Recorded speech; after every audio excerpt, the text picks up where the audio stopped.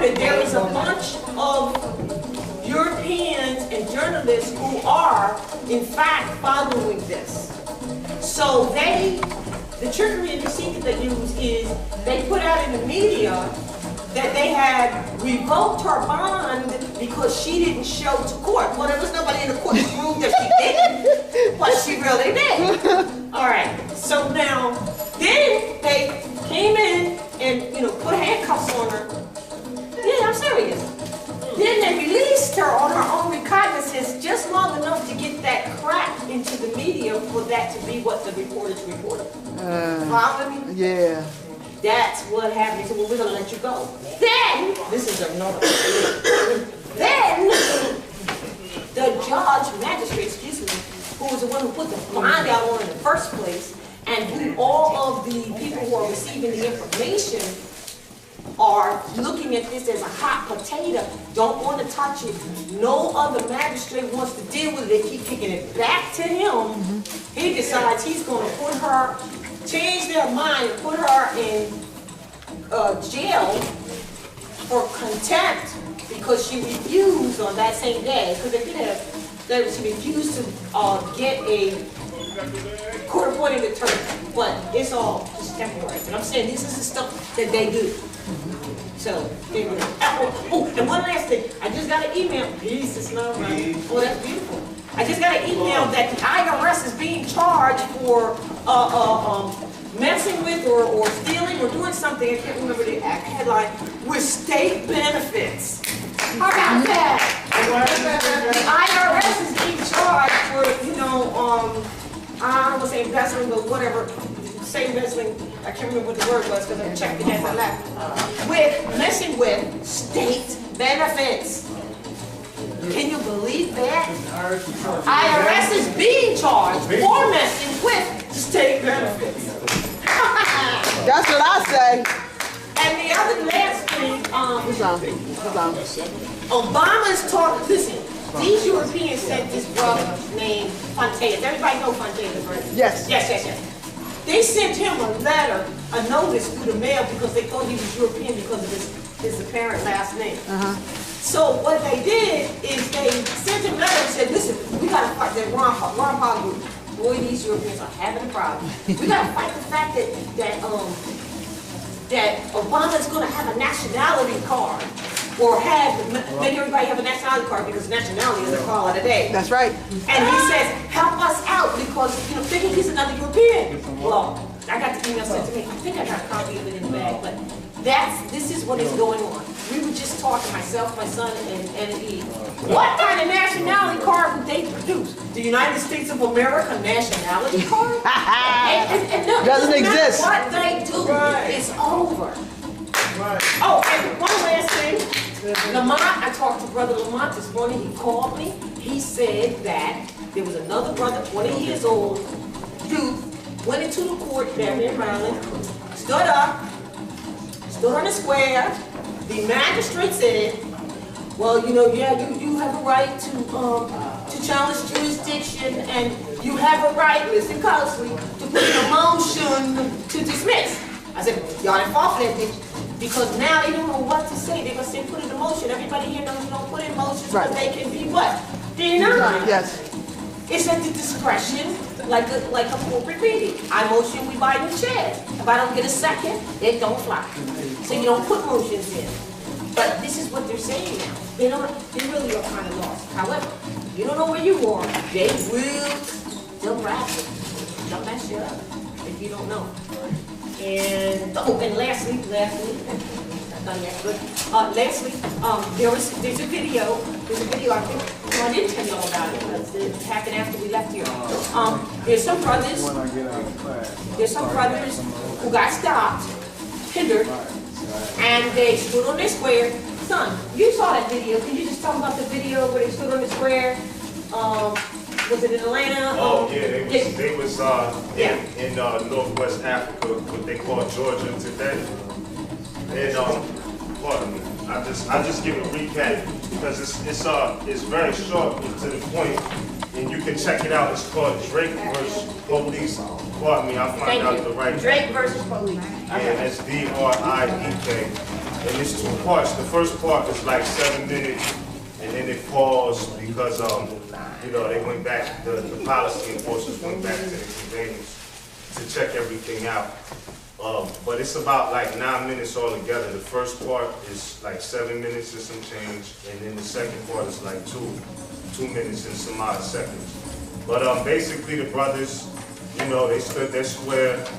And this is what I was talking about and was trying to get across on the radio, is that when it comes to demonstrating with the nationality card or the national principles, honestly, and just from my experience, what I've seen, it's not really the Europeans who give us a problem, it be our own. Yeah. No. Yes. And that is so true. They demonstrated that in the movie Django as well. They definitely showed Oh that. yeah, Samuel Jackson. But that's the real truth. So like, you know, that's what we gotta really try to get out and uplift is our own. Because at the end of the day, when it comes down, it's just those who don't know, you know, it's hard to like get them out of that because they're so adopted to being U.S. soldiers. So, you know what I mean? It's a good video for you to check out. But long story short, the brother, you know, it was a brother, a Moor, in a blue suit, Roman soldier suit, who approached some other Moors, and Moors were standing their ground, just said, look, I don't have a corporate state ID. I got my identification papers and my conveyance right here. This is what it is. But the policy enforcer didn't want to go into his conveyance because he already knew that that was a liability regardless of what. Because he was like, if I go and find something, you coming with me, straight up. So he didn't want to go search his car, but he, of course he called for backup. And I don't want to tell you the whole story because y'all can see it for yourselves if you have internet access. But long story short is they left the man alone. Oh wait, you forgot one part. They asked him, we need to see an identification with the expiration date. So the brother said, I don't know when I'm going to expire. You know when you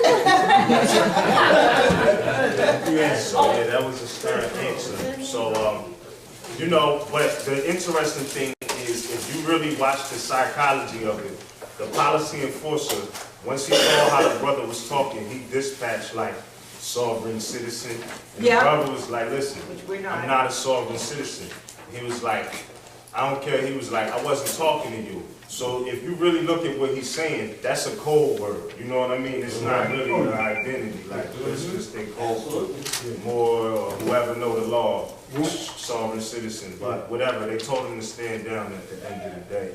So that's another victory because every travel complete is a victory. So, you know. So we can check that on the website. It's on Google.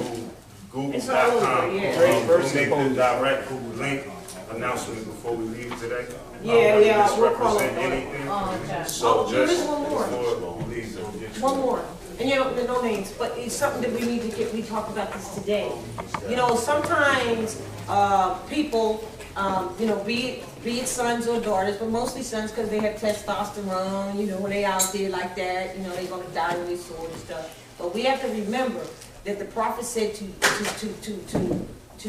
a circle around your passions and square up your conduct. That's right. And a lot of sons have not, not all, have not curtailed that because of their nature, you know. So we were dealing with one brother, we found out later, long story short, that, you know, they were like kind of arrogant with the policy enforcers, you know, like, it's my papers, like that. Don't do that. That's not putting a circle around your passions, squaring up your conduct, and talking in an intelligent tone. This is the beast that you're dealing with. So if you want to talk to the beast like that, he's going to use whatever he got because they're already afraid of us anyway. So why be intimidated? Yeah, basically, if you roar at a lion, you're going to get bit. And that's not to say don't rebel, but like even if you see lion tamers, like they come and tame the lion, you know, so it doesn't hurt them. Like if they come at the lion aggressive and threatening, it's going to lash out. So that's just in the cause of what she's saying. When you're dealing with these people, think of it just like a beast. Like you want to be stern, you want to take control of the situation, but you yourself want to refrain from just lashing out. That's the key. And that's back to the science called prudence. So you get jurisprudence. And it's not. I just want to add on to the cipher that's why in the Moorish literature you hear or you read about Noble Ali, Sharif Abdul Ali mentions about when you're out and about, you know, don't use any agitating speeches. Flash the card. Don't flash your cards. It's for your salvation, because that's the private aspect of it. But in Act 4, I think it's the additional laws. I think it's additional laws in Act 4. While making a public speech, you should not use any assertion, you know, agitating speeches or any assertion against the American flag or any other organization, blah, blah, blah, blah, with for love, truth, peace, freedom, and justice. And I had that couple of situations with some young brothers that they get the documents not realizing that they're just documents. Right. It's a whole body. It's a whole soul and the aura that goes with it. Yeah. You can't just send, and I quote the brother Mink on this, you know, you just sending paperwork. It's like sending empty vessels, like the card Krishna, Jagannath, empty vessels. This is basically what you're doing. So if you don't reflect, like, cause see, like in prime example, like they know when you reflect in life, like not that we don't all have it, but they know if you just put in a piece of paperwork and think they just gonna bow down. Like they're not gonna do that. Like yeah, you're gonna have to demonstrate in some way, some form, whether it be through actions or through just, you know, giving off that prudent energy in the flesh that you're not Negro, black, and colored. You know what I mean? Because that means you're capable of reflecting light. Because when you're not Negro, black, and colored, you can reflect light on the spot, like it's known. So these people know that, like they know when you know. And the brother was just speaking about that outside. Like whenever you're dealing with them, it's always just an IQ test or an intelligence test. Yeah. That's all they're doing. Because they are psychologists. Yeah, it's a culture test. They're psychologists. Like they do this. Like, you know what I mean? Can we also make it, when you said against the American flag, to really look at that again? Because what is the American flag? It's the Moorish necklace. It's the Amaraka flag. So when the prophet said don't do that, and he was talking about the flag. Right. He wasn't talking about the Star-Spangled Banner. So it's like shooting ourselves in our own foot. That's why you said it. By not knowing the history. There you go. That's the danger. Yeah. And throwing the baby out the bathwater type thing. And before I officially get off the stage, I just want to say, like, for those who like don't understand, like, or have the courage to fly our Moorish flag, like, just please get familiar with world history, because it is our flag not just flown here, but all over the planet Earth, everywhere. So I just want to say that when you get into world history, like, you'll immediately see that Moors are everywhere. So it should be no shame or thinking that, you know, your flag is foreign to here, because it's the quote-unquote Moroccan flag, and it is the Moroccan flag. But you have to understand the world history of Morocco to have that confidence to know how it applies here. And I felt like that had to be addressed. So with that, I say peace and love. Peace and love. How you doing? I'm good. One more time. Now keep in mind what Mick was saying, but the principle really is the common law principle. That's what's really behind it. And it must be comprehended and understood that all those magi are Masons, and they already know the culture, and they're running the fundamental government after the imperial disband.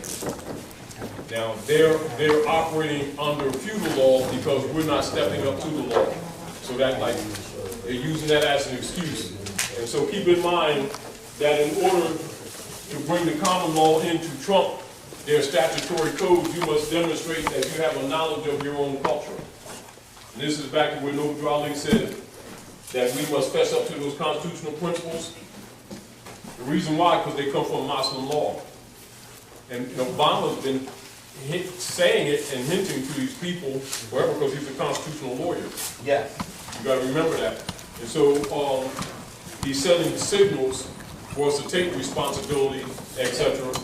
I mean, because you know, it's like he's not going to sit around and argue with us, but he's sending signals, you know. And people better stop looking for some sacrificial lamb and start taking responsibility and honoring their mothers and fathers like everybody else does. You know, because that's what the world is looking for us to do. ETC. The mic is on if you want to. Huh? The mic is on if you All right. Islam. push it up. Islam. All right. Peace, y'all.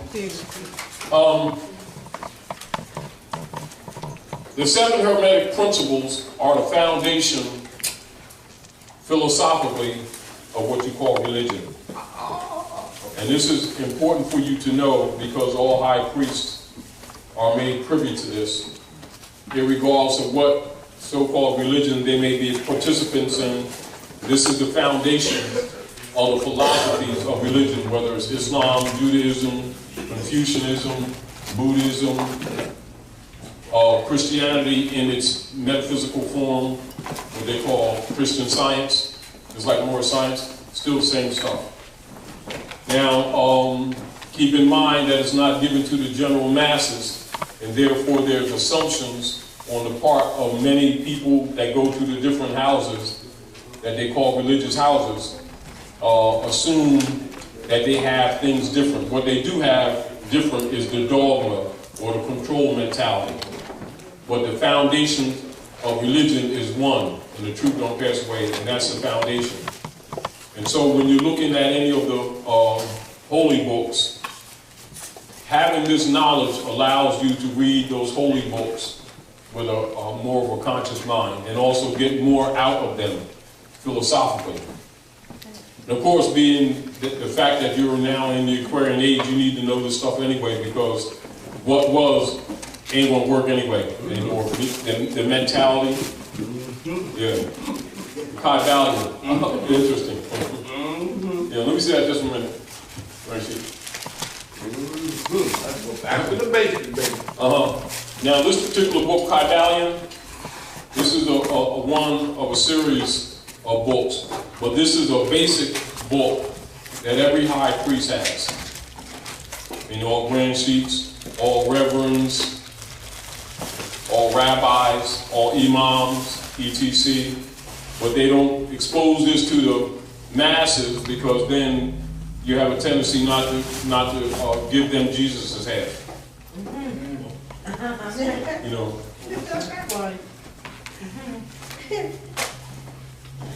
And so the Seven Hermetic Principles. Now, in secret societies, the Hermetic law will be referred to as Hermes Trismegistus.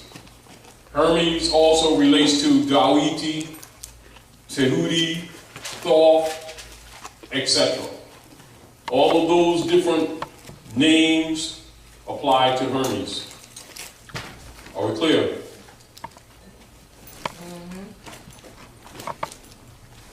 The first rule, principle, is mind. All is mind and everything is energy. The universe is mental. 2, correspondence. As it is above, so it is below. As it is below, so it is above. Reflecting congruent qualities. And this, the symbol that represents this is what you call X alpha, or what you call the Jewish star. That is represented in correspondence. Number 3, vibration. Nothing is stationary, and everything vibrates, giving off light and sound. Number 4, polarity. Everything is double, and everything has its opposite. Thus, extremes meet. Number 5, rhythm. All is ebb and flow, as demonstrated by action and reaction. advance, and recoil. 6, cause and effect. Nothing happens by chance. Everything happens by law. 7, generation. Generation is manifest in everything, and everything, animate and inanimate, is masculine and feminine. That's very important because this is also demonstrated in the principle or the word Eloah, which is mother, father. Mother, father, masculine, feminine. You see? And this is one of the reasons why the priesthood removed the feminine principle from religion in order for that the popes of Rome could rule the world. And this is what made it necessary for them to develop what is known as dogma. And dogma is counterfeit religion. And the masses get dogma. The priesthood get religion. And so this is important for you to understand so that you also don't get caught up in the schisms that are designed in different religions, which they call sectalism. Because the sectalisms or the sects were created also for that same purpose, to create divisions for control purposes. Are we clear? And keep in mind, those who create the schisms know these rules. But they can only get away with the sectalism when they're dealing with people who don't know the rules. Are we clear?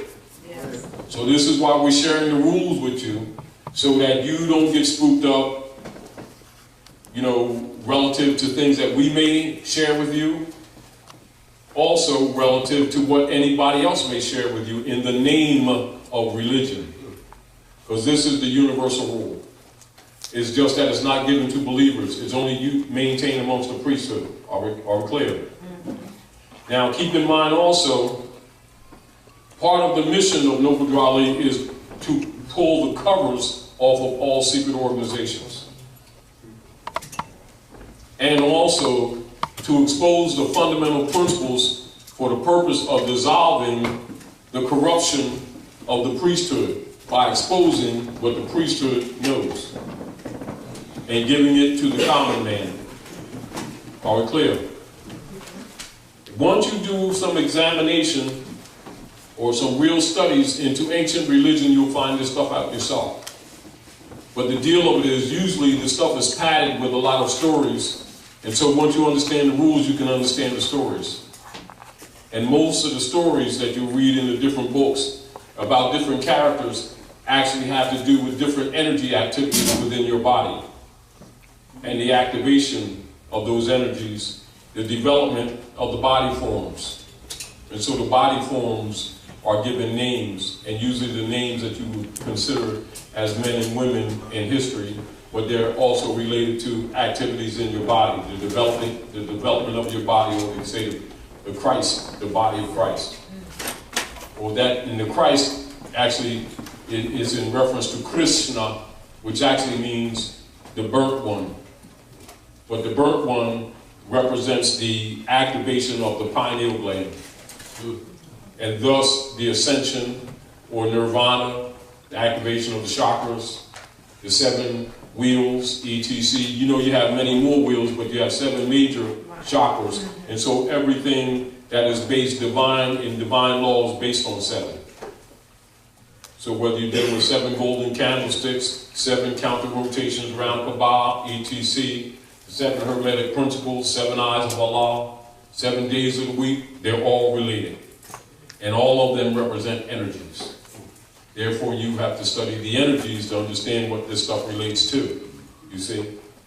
And of course, it's important to get a background into world history and philosophy in order to comprehend the philosophies behind what appears to be personalities. And once you get past the spookism, logically, the priesthood is no longer necessary. Because the first thing you recognize that they've been lying to you. Do you understand? Mm-hmm. Of course, now, and as the priesthood loses their power, the truth that is by divine law and nature with people just simply activates on its own, meaning that your chakras will activate on their own. It's just that our belief systems that we've adopted from the priesthood have been actually turning your will against yourself and calcifying your pineal gland, meaning you've been shutting yourself down by belief systems that have nothing to do with real truths. Sound good, but do not deal with the fundamental truths. So also keep in mind, when you're dealing with these magi, it's like Miss Rain was talking about earlier, right? They're all high priests. All your so-called magistrates, those are magi. You understand? All your politicians are magi. All your reverends are magi. Your grand chiefs, your seekesses, skull and bones, Knights Templar, Knights Columbus, daughters of American Revolution, daughters of ISIS. They all are high priests. The masses have been pretty much the food, and that's basically what's been going on the planet. And the deal of it is, the prophet came to relieve you from the priesthood. The priest told you he came to relieve you from the devil. But the prophet came to relieve you from the priesthood. Which one you believe? After examination, you're going to find out what you thought the devil was, all the negatives. You'll find the qualities in the priesthood that's been feeding you the game all these generations. And even with their secret agreements with the very Romans that murdered the prophets. You know, once you understand this stuff, basically you begin to get mentally free. And once you get mentally free, you start getting past the first one. Now you understand, like even when you see the lessons, when it says, who made you? Allah. Who is Allah? Father of the universe.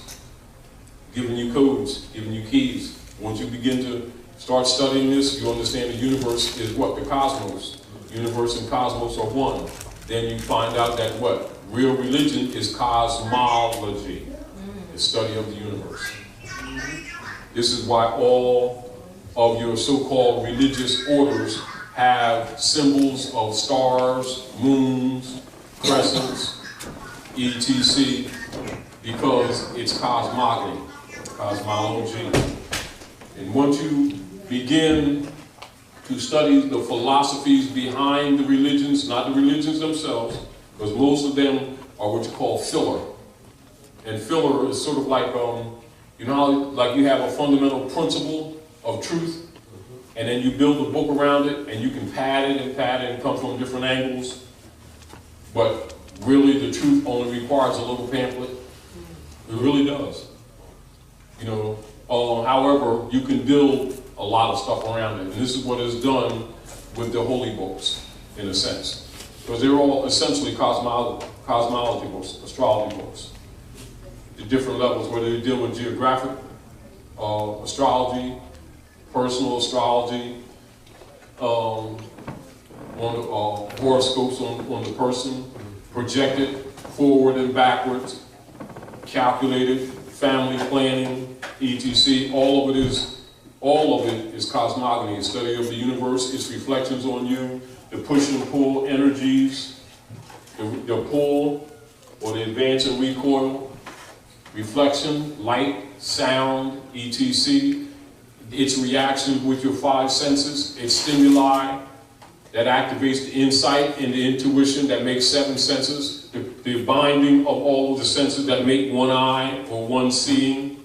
All those symbols simply recognize or represent the activation of the body, the acceleration of the body, the advancement of the being, the acceleration of the being.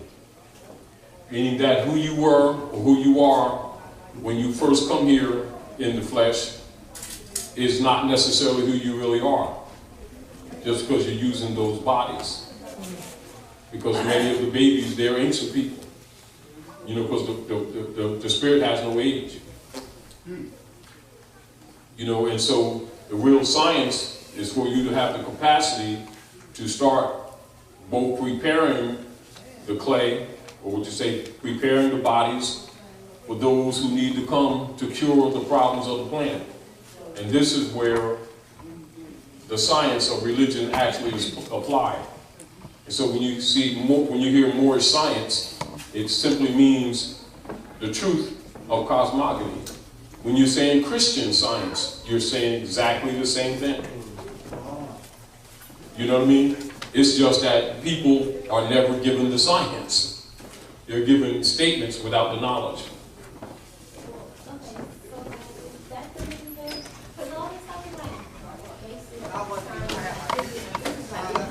It is physics. So like, that's the reason why really highly educated people know this stuff just automatically, like you said, if you have a PhD, then you know you have to, Doctors of philosophy. Yeah, that's the reason why, because This is why you see, like most really educated people call religion, but they're really talking about dogma. When they say religion is an opiate for the masses, which means it's a drug. Why? Puts them to sleep. Say it again? Yeah, puts them to sleep. Yes, it's designed to do so. But the deal of it is they're not telling all the truth because the masses haven't been given religion. They've been given dogma. Just like, you know, the same way the masses have been given fiat and told that it's money, the masses have been given dogma and told that it's religion. And so, unfortunately, a lot of times when people begin to wake up, they condemn religion when they really shouldn't, because most of them never had religion. You know, it's just like people been getting fiat for generations and always argue about they're always broke and they ain't got no money. The statement is false because they assumed they had money when they've never been paid. You know, and the same thing with the dogma. The masses have been given dogma and they've been told they were given religion. But the priesthood know that they have not been given the masses religion. And so the masses are always arguing with each other and debating their different versions of God, Allah, Jesus, Muhammad, Buddha, whatever game they're playing, whatever flavored ice cream. You know what I mean? And the deal with it doesn't mean reject it. It means get a proper understanding and comprehension of what you're dealing with. That's the duty of the redeemers. And when Noble Drawley said he has a cure for the sin-sick world, that's what he's telling you. You know, but you have to study in order to understand what he brought you. That's why he said it might take you 50 years to recognize what I brought you. You know, so you're dealing with both religion and you're dealing with the return of an estate. And so, whereas many people think this stuff is separated, they think it's separated from the politics, this is the politics of the world. You know, and that's another reason why, you know, they tell you, you know, separation of church and state, and that's a falsehood. Never was. All of the priests, all of the politicians are high priests, and in secret, they deal with this knowledge. This is another reason why, when you're dealing with the Magi's and you're dealing with different legal problems, etc., you're thinking a law from a concept of rule or policy, and when they walk in and out, they're also dealing ecclesiastically, because they're all high priests. A lot of times they'll like say they'll leave a court, like they'll take a break, right? They'll come in on say a booty and prize venue on admiralty law, right? Take a break, come back. He come back as ecclesiastical. Then he take another break, come back as a deputy knight for the popes of Rome. How can you tell? Huh? How can you tell? What can you? When they step away, they're always changing venue. All right. Every time they step off, they're changing venue. You know, once you know they're doing this stuff, because remember, they're what the people think the demons are is really these priests. You know, one of the hardest things to get to people's heads is thinking that these people that run around saying Jesus, God, Allah, Muhammad, and everything really got love for humanity. Not that some of them don't. Do you understand? But for the most part, if they love the humanity, they would tell them the truth. And so since they're not telling the truth, they're with the rest of them. You know, when you know something is fraud or misrepresented, do you go along with the crowd or do you tell the truth? Isn't the truth this? If you see a crime taking place and you don't reported or to try to bring some remedy to it, isn't that called conspiracy? Collusion? Huh? Yes. So what occurs with a priest, whether he's an imam or a rabbi or a reverend, that know this because they get this, and have people thinking they're getting religion, knowing that the masses never get religion, and they keep taking people's finance and keep them spinning around generation after generation, hoping and praying and marching and keep hope alive on one of these days, and the promise from God type thing, forever and ever, and they watch families fall apart, watch babies dying younger and younger on the street, watch people always starting organizations talking about giving the children self-esteem and everything, and they know it's exactly what's wrong with these children. They've been messed up by their mothers who keep delivering them to these high priests who are really the ones that's creating the evils on the planet. This is why the Holy Quran also, with the Book of the East, exposes the priesthood. This is why Drawley said what? I come to make you priests unto yourselves. You understand? Because if you don't have the knowledge, logically, two things going to happen. You're going to follow the dogma that they give you, or you're going to reject everything and then start condemning religion where the tools are that you need. You see the whole point? When the real deal, you wasn't getting religion. And so once you understand that, you can begin the process of freeing yourself. Starting with understanding what the dogma is. Are we clear? Y'all got this? All right.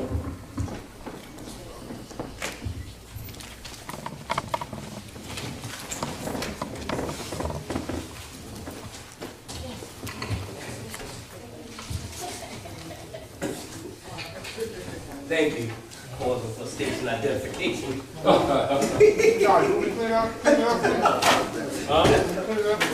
Say, yes, please. Appreciate it. I gotta make them a bigger, easier one that pulls these things without falling.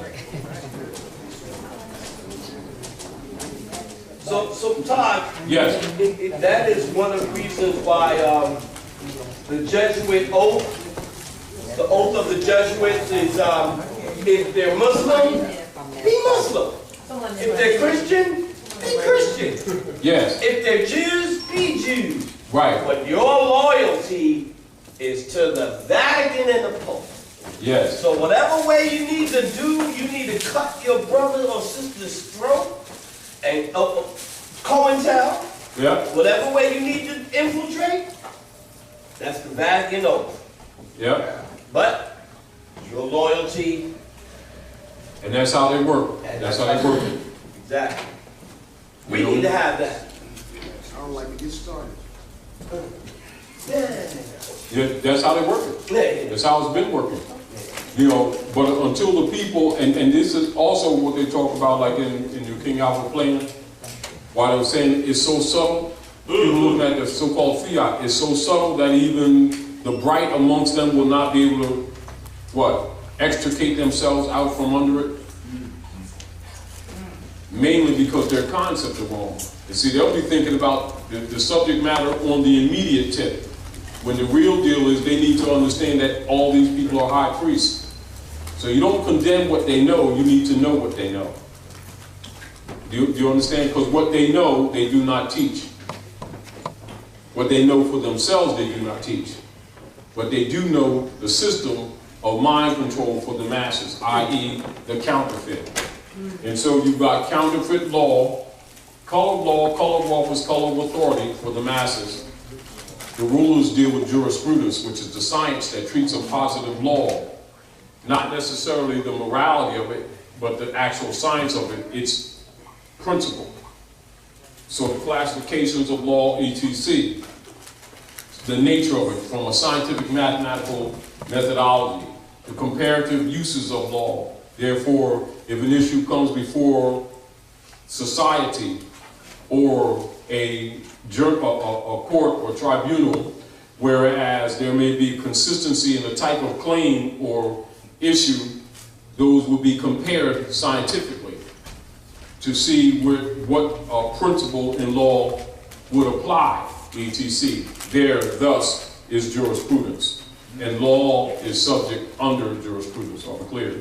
So it's not law and then jurisprudence, it's jurisprudence, which is the science that treats of positive law. Logically, if there's positive law, there's negative law. Therefore, you need to know the science of law. Therefore, you need to know the cosmological principles upon which the law is built. This is the reason why, when it comes to the principle of the common law, why it trumps the statutory code, because it's indicative of you having an association to the knowledge of your ancient forefathers. Like Raleigh said, go back to that state of mind of your ancient mothers and fathers. If you did, you'd know this stuff. You see the whole point? And so when you walk before the Magi, when you walk into those tribunals, they're not courts, they're tribunals, they can kind of smell you and tell what you know anyway, the way the energy you even carry. And when you start, talking that black and white stuff, they already know that you sleep. They already know your food. If you start debating your beliefs, they already know your food. And will, according to how they feel, whether they, the wife fed their dog this morning, or how they feel. You understand? Because they're magi. And so the point that I'm making is, don't underestimate them, and don't take it that because they're not discussing these things with you, that they're not operating on these principles, because they absolutely are.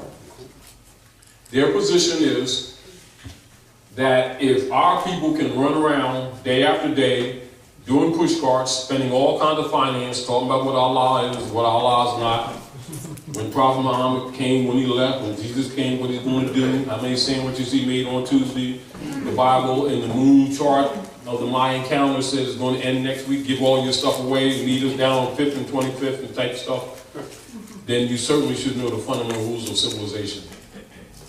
And so those who don't are held in contempt, and they consider you food. Do you understand?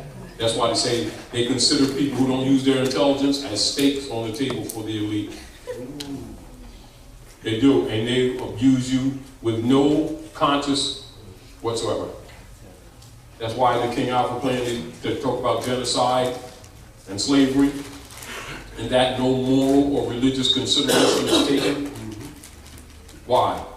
Any human being or people that do not use their intelligence to solve the problems of the planet are no better than the beasts of the field and are treated accordingly. So keep this in mind also, that when you're dealing with them, though they may be callously immoral in many ways, everything that they say is not necessarily wrong, because that principle is true. This is why they say ignorance of law is no excuse. They're really telling you that because it is no excuse. Why?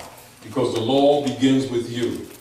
And if you don't know yourself, logically, you don't know your mothers and your fathers from whom the law comes that sets up civilization on the planet Earth. That's called the common law.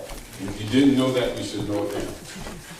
And their position is, if you don't know the common law, then they got a program for you. Because the rule is, man, know thyself. And so, this is also why in chapter 48, where the prophet talks about the Moors' nationality was taken away from them because they honored not the principles of their mothers and fathers. So now, when you walk before them, keep in mind, they're testing you to see if you have a connection to the principles of your ancient mothers and fathers, because it will display in both your language and how you act with your thinking, your philosophy. You see? And so, once you understand that, you understand the philosophy of law, or jurisprudence. That's why the jury of your own peers, you see? See how that works? Because it's based in divine law. But you're supposed to know that already. Because they're not going to tell you that. They're going to feed on you until you raise up.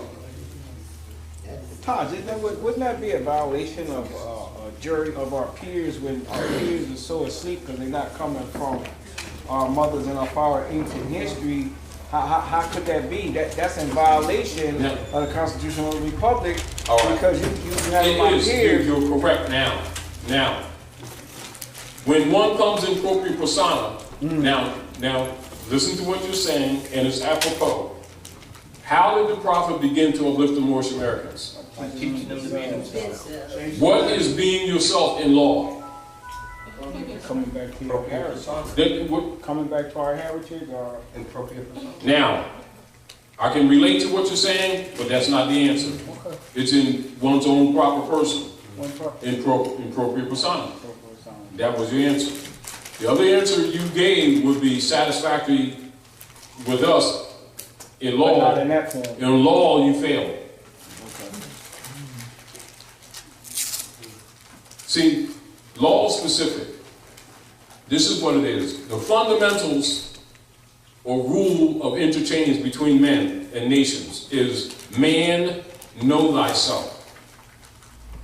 Honor your mothers and your fathers because they put their trust in those names and the principles that were laid down from which the laws of civilization come. If you're, when I say you, I'm talking to me too, going to be telling people about gods and demons and everything, certainly you must know the rules on the planet. Because if you don't know the rules on the planet, don't talk about no gods if you've never seen them. We do that, don't we?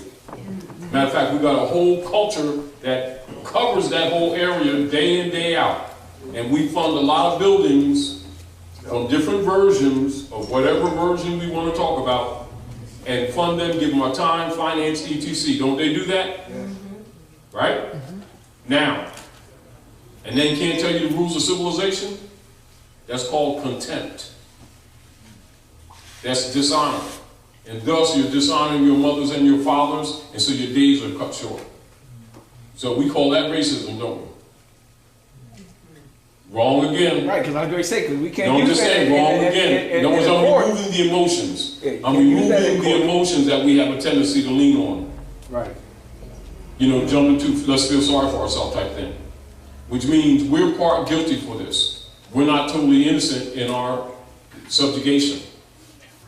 That's why Drew Ali said he's traveled the South, and the life that we've lived, the life that we live, shameful for everyone who lives the life, which means we're living a life, a dead culture that's contrary to both truth, contrary to the divine way, suffering the consequence and accusing the world of racism when actually we're out of order.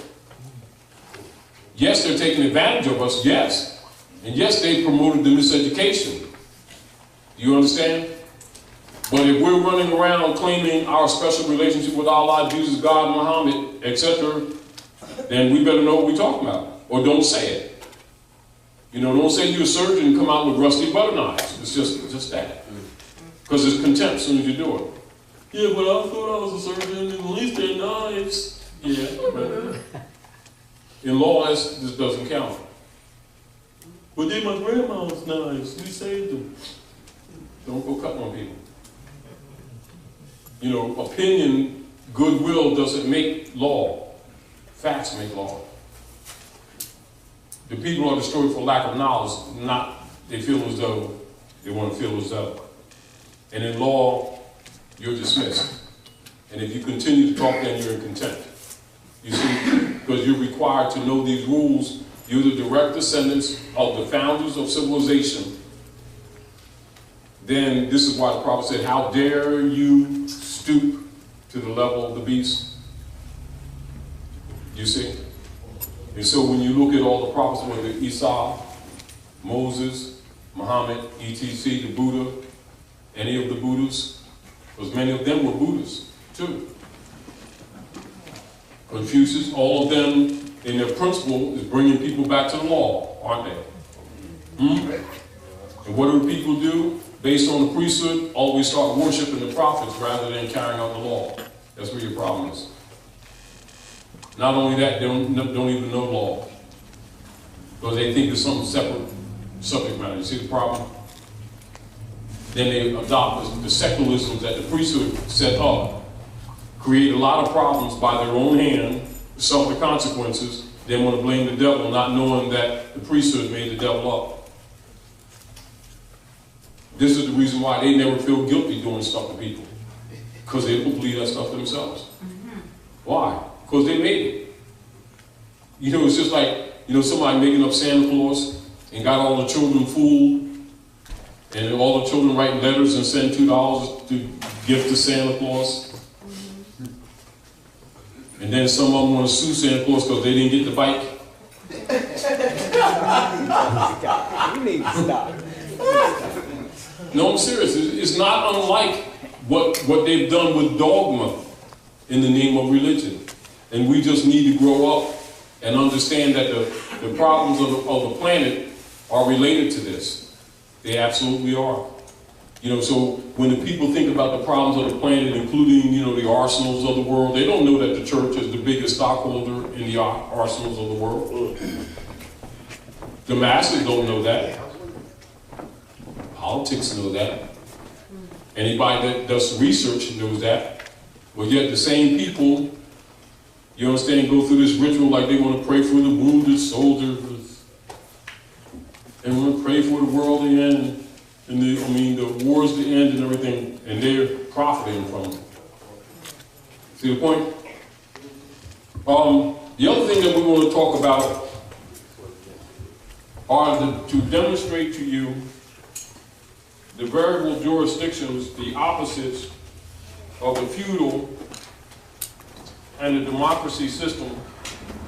We were talking about it in Harlem, and we didn't get a chance to complete. But I want to mention that to you.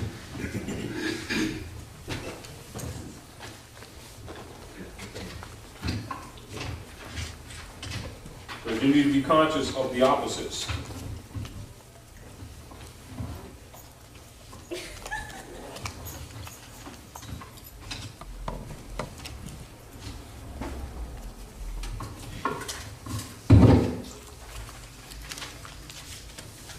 Taj.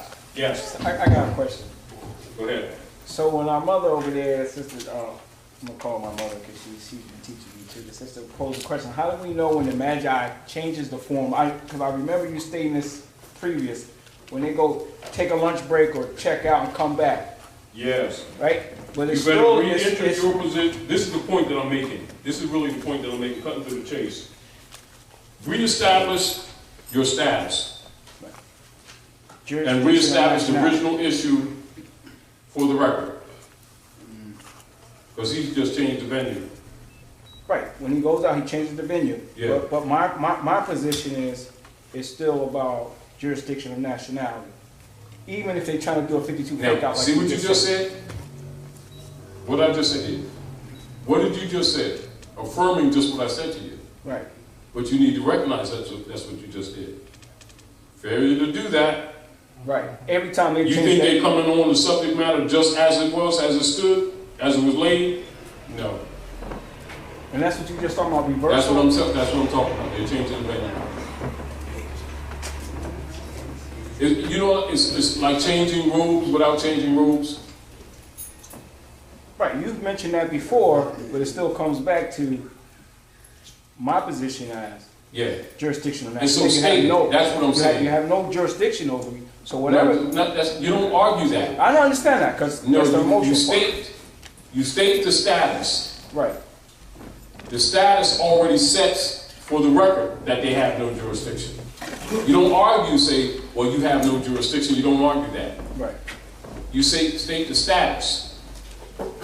The status sets that they don't have jurisdiction. Do you understand?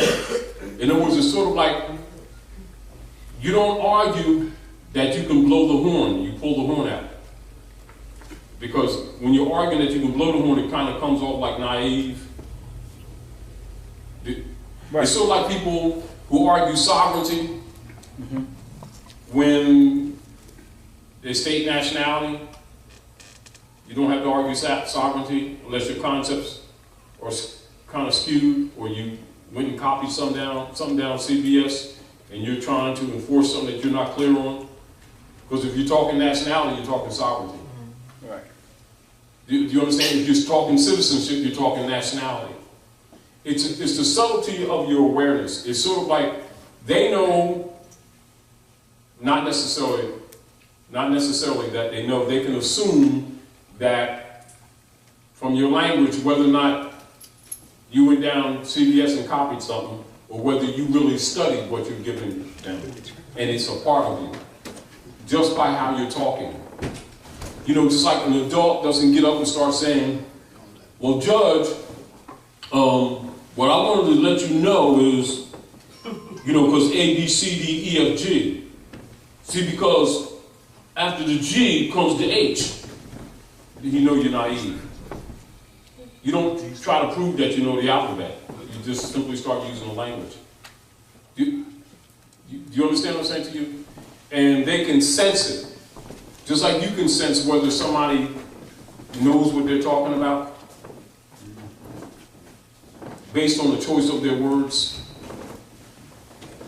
Whether they don't have to say things exactly the same, but the spirit of what they say has to be there, and it has to be clear. And when it's not, they want to test you. Why? Because Susie goes to college at your expense. They got that second house in the Poconos at your expense. They get kickbacks from the Queen of England for how much they robbed you for the Inquisition revenue services through the IRS, which is really belongs to the Popes of Rome. Has nothing to do with the federal government of the United States. And logically, however you respond, however your language responds, indicates what do you know about this stuff. You see the point? What they do or what they don't do is what they do or they don't do. But the issue is, what do you do? Meaning, if they smack you, how do you respond? If they come at you with any fraud, how do you respond? What is your language? What do you know about them? You see the point? So you don't argue jurisdiction, you put a quo warranto when it's supposed to be in before you went to the court. Do you understand what I'm saying to you? You don't argue with them with their name. You've done the research before you went in there and find out what their name and their bond number is, and you would have the record that they didn't display it, and you wouldn't be talking the case, you'd be asking them, you didn't answer the writ. What's up? You know how you want to go into subject matter when status is not set? Not just yours, but also his. You don't argue with them. You hold them to the law that they're bound already to. So therefore, you must know the Constitution, their oath, and that once that jurisdiction is challenged, they must answer. You don't start debating with them or let them get in no shouting match with them to prove that they ain't got jurisdiction. They don't. Do you understand what I'm saying? So you're saying that they still have to prove dues? Your proof is on them. When they can make you feel though you got to prove something, they know that you don't understand that. That's the point. When they can throw the ball in your court and you start acting like you have an obligation when they have not met theirs, then they're going to throw another one in your court. Just like when Sister Roz was saying, like when they talk about you can put a motion in for dismissal. They open the window half opened and half closed. Islam. No, I didn't want to cut you off, but just to be clear, like a lot of the times they won't even really argue with you. They'll just throw something out there like, well, I do have subject matter jurisdiction. That's all they'll say. That may be true. It's not really, still don't have territorial and persona. So if they say, well, we have subject matter jurisdiction, at that point, you're supposed to reinforce the fact that they don't have territorial or persona, because most of the times they won't even talk that. They'll just challenge you like that and say, I got subject matter jurisdiction. Yeah. But they'll never really claim to have persona or territorial. They'll act like it, but they won't say that on the record, for most part. But they will say I have subject matter jurisdiction. But then you ask them, then for the record, show cause and show the subject. Right. Because now you're talking about class of law. Yeah. You see? Yeah. But they never answered the writ, and they never... Yeah, but I'm just saying, your response would be, because subject matter jurisdiction is class of law. It's jurisprudence that we just talked about. So, it's the class of law. So you say, oh, good. Thank you. Enter into the record the class of law you're dealing with. Because that's the show cause. That's the nature of the charge. They ain't got no charge for real. No, the deal. No. In other words, if you knew what subject matter jurisdiction is, you would recognize what questions to ask. They would come up. It wouldn't necessarily be a question that you would ask ordinarily, but you recognize because you're talking about classification of law. So if he says subject matter jurisdiction, he's telling absolutely the truth. Well, he didn't tell you what subject. Right. And that's another. He's playing you. They're seeing, this is what I'm talking about, they're seeing if you know what you're talking about. While in fact, your argument is valid. When he makes a statement like that, he opens himself up to secondary questions. But if you don't know what to ask, you kind of throw it off. And then you probably ask something else or get belligerent. Sometimes you got to, but you got to get belligerent with law. You don't get belligerent with guessing. Because subject matter jurisdiction can be questioned at any time, before, during, or after an issue or case, even if somebody's in jail. Wouldn't that magistrate be in violation because he's practicing law from the bench? Of course, but you could say that. You could ask, when he starts, he said they have subject matter jurisdiction. Right. Oh, I have no problem. Right. I have no problem with that. Then enter into the affirmation of jurisdiction for the prosecutor. Then look around for the prosecutor. Right. The prosecutor. No, I'm just saying. I'm showing you when they make statements. They're opening up doors. And then if you don't know, you're closing it. Because they never gave you a security bond. You need to study. That's what I'm saying. You need to study. You understand, when you're walking into those tribunals, they're auction blocks. They're offering to auction you lest you're willing to speak as a free man and start acting like you know. Constitution has 7 articles. 10 bills of rights, right? Yes. Constitution, organic. They say organic, right? Yes. What is an organ? An organ in the Constitution is related to an organ in the body. The Constitution is the makeup of man. Therefore, it's in harmony with nature. 7 chakras and the hands of man, the amanuensis master, descriptor. 10 Bill of Rights comprises the organic Constitution. It's based on divine law. Since it came from your forefathers, you're supposed to already know that. You see? So now when he comes like that with the issue of subject matter jurisdiction, he certainly has subject matter jurisdiction, whatever he happens to be thinking about or talking to. That's why he's sitting there. So now you said, oh, good. I'm glad you cleared that up. Right? So enter into the record the nature of the claim of the class of law that you're dealing with. Is it admiralty? Is it bottomry? Is it foreign to the Constitution? Is it equity? Is it contract? Is it estate? Name the class of law for the record. Because he just set himself up as soon as he said that. See, he either set you up or he set himself up. Mm-hmm. He set himself up if you know. He set you up if you don't. You get the point? And even though we keep it simple, that's why we put it like in the MSTFA degrees, we just keep it simple. It can get thick. But people have a tendency to have a short attention span. So keep it simple, because they start getting stupid. Keep it simple. Jurisdiction can be challenged at any time. Personal jurisdiction, subject matter jurisdiction, territorial jurisdiction. So territorial, logically, then they'd have to be Americans, wouldn't they? So they're running around saying America the country type thing, and you let them get away with that. That's a spurious argument, because there's no such thing. So what they're talking about is the subject matter of a fiction. It's still a subject matter. Isn't it? And so you set your status, make it distinct that you're the natural living being distinguished from any corporate entity that they may present. And then when he makes any statement to you, you start looking around and he's going to ask you what he's looking for. I'm looking for the prosecutor to make the case, but are you the prosecutor and the judge? Isn't that a conflict of interest? See, you can say that before you say practicing law from the bench. Because you just, in evidence, for the record, where's the prosecutor? Because I want to challenge the jurisdiction. See, you ain't challenging him. See, another trick is this. When you challenge the jurisdiction of the court, if you're challenging the judge, it's not who you should be challenging. You should be challenging the prosecutor. Because the prosecutor represents the accuser. Or the accuser. So the judge is a neutral party. Now that you challenge the jurisdiction via the prosecutor, Now the judge has to determine whether his court can hear what this claim is. But most people challenge the judge's jurisdiction, although you have that right. You got to go around it and get to him.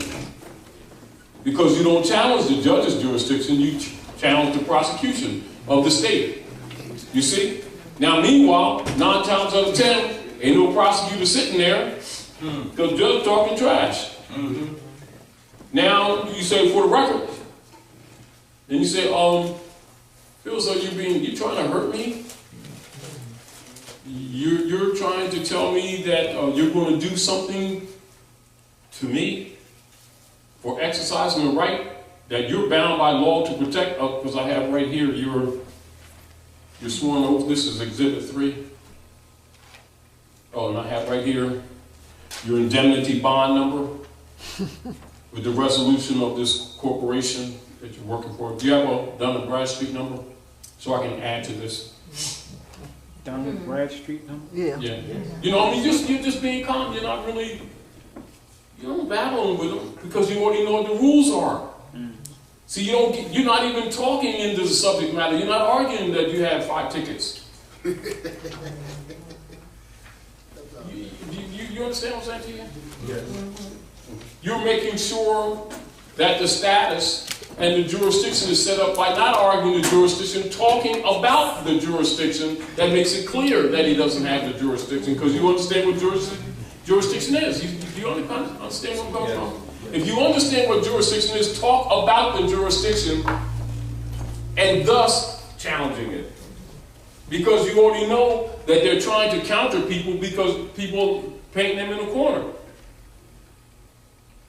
So they're doing arbitrary stuff. So talk to them on the subject without getting into the subject, based on what they say to you. Right? Because the jurisdiction must be proven by the accusing party.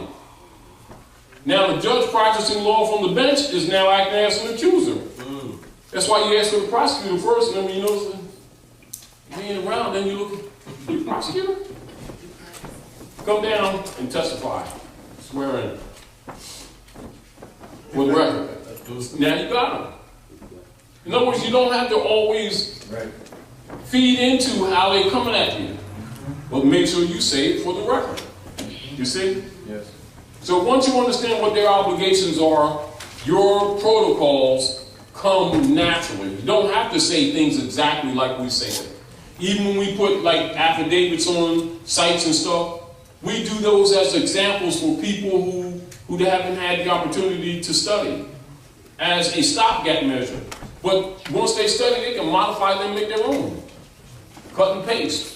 But the principles must be there. When they start seeing that you don't understand the distinction between feudal and allodial thinking, and you start mixing them, they start recognizing that you're neutralizing your argument. You know what I mean? Like if you start talking about the obligations of the officers of the court, and then you mix in black and white stuff, they already know you're dead. Then your argument's dead.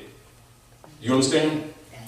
If you don't challenge the dispensation of the transmitting utility you may have on the paper, and they ask for a discovery, you know, that piece of paper you're reading from making claims against me, I don't have it in front of me. How come I don't have it? I entered discovery. Can't defend something that I don't know. I don't even know what you're talking about.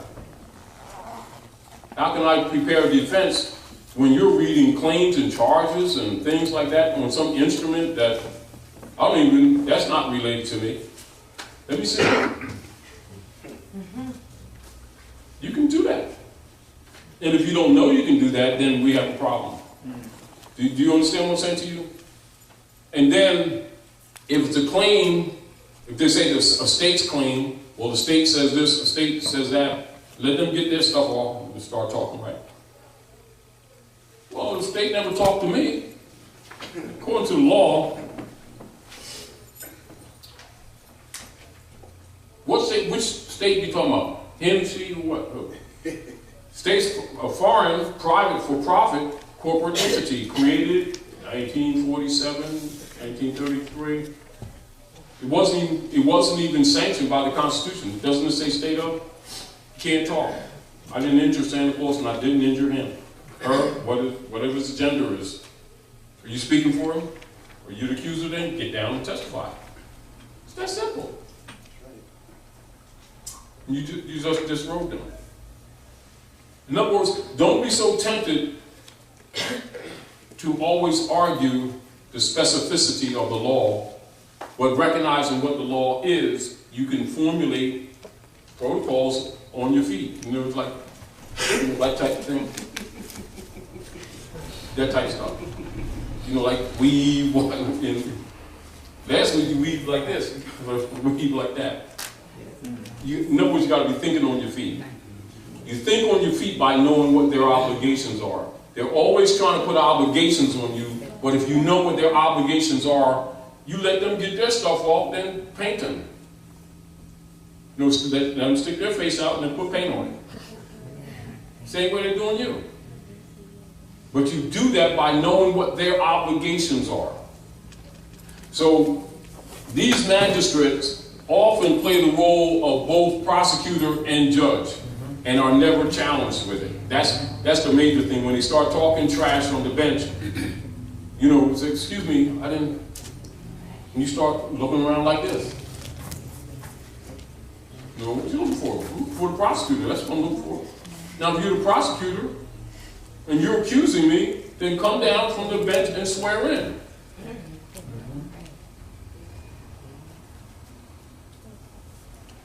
For the record. Isn't that simple? Yes. Isn't that simple? In other words, you don't even have to argue you're practicing law from the bench. That says he's practicing law from the bench. You see? In other words, demonstrate that you understand this and not necessarily just making the statements as they would be properly made all the time. You know, that would be proper, but when you come like that, they know that you understand. They know you comprehend. You know what their obligations are, right? Or they start reading from script. And we have here 2 charges. You had the sneaks tied together on Thursday. One sneak was a Nike and the other was Adidas. Now, that's $50 fine plus court support. You know, you don't start arguing the sneaks. You've got all that stuff in front of you. I haven't seen any of that stuff. I have no idea what you're talking about. Discovery, that's all I want. So if you're asking for discovery, that means the present case can't continue. You don't have to say, you know, a continuance or dismiss. It can't continue. Why? Because they're talking trash and you don't have it in front of you. How do you defend yourself from some accusations you don't see? And then, let me see that. Discovery. And how come you have that and the prosecutor didn't give it to me? And how come you're speaking for the prosecutor? I mean, I don't understand this. What you should be doing is dismissing this, shouldn't you? Because he should. In other words, now you give him a window. Now, if he wants to get ignorant, then you say, apparently, all due process is being violated. I stand mute because you're trying to injure me and you're using that office for personal, private, clan activity. I think somebody should call the sheriff. This is a crime scene. For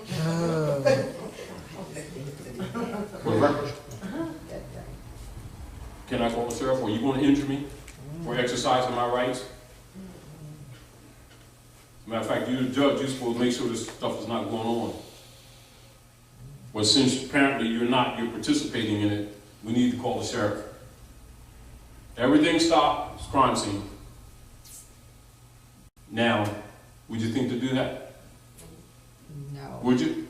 No. However, that's what you should be thinking. Yeah. Meaning that you have a lot of other options that we haven't spoken of.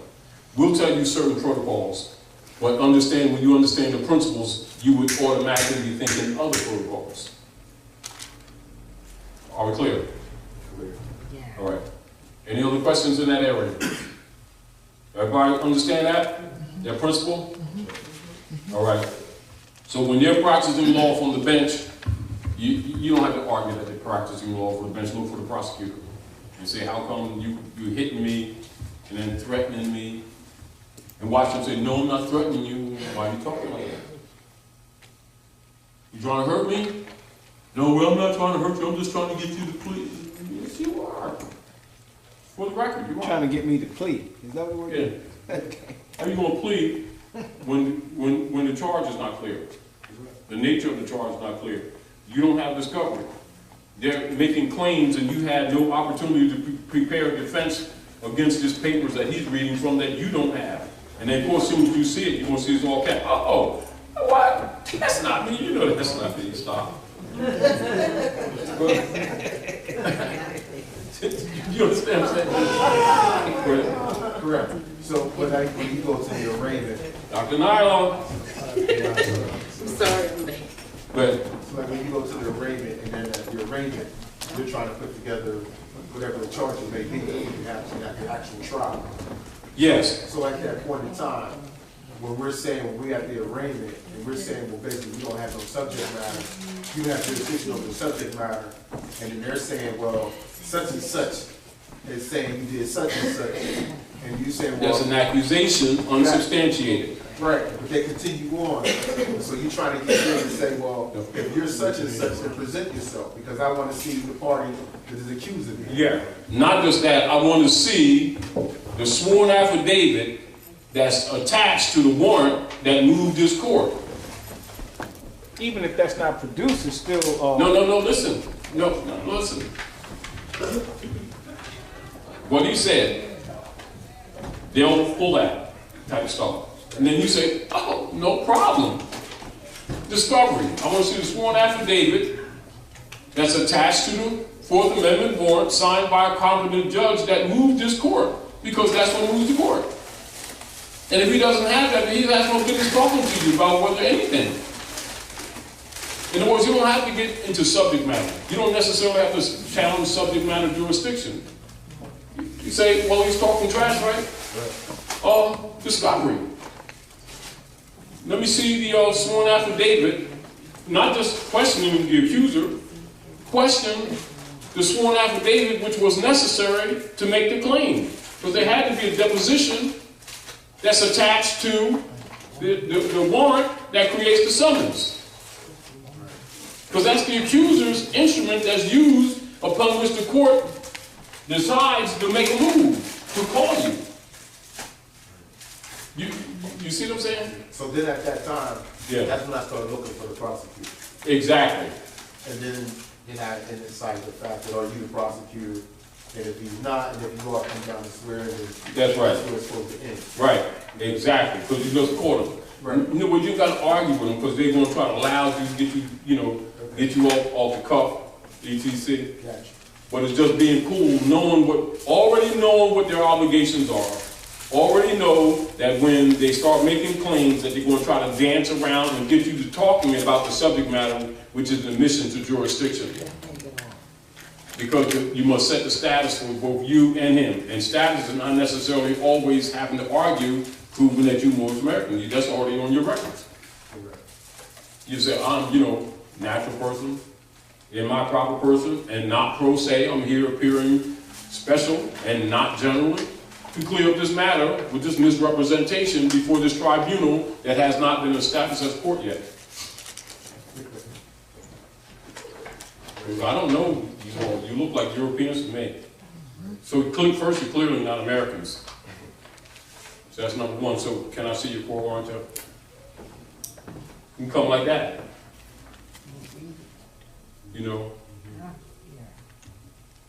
Islam. What's this thing that you said, like, to put the court in action, it has to be sworn affidavit? All right, this is the principle. No, I have a question. Yeah.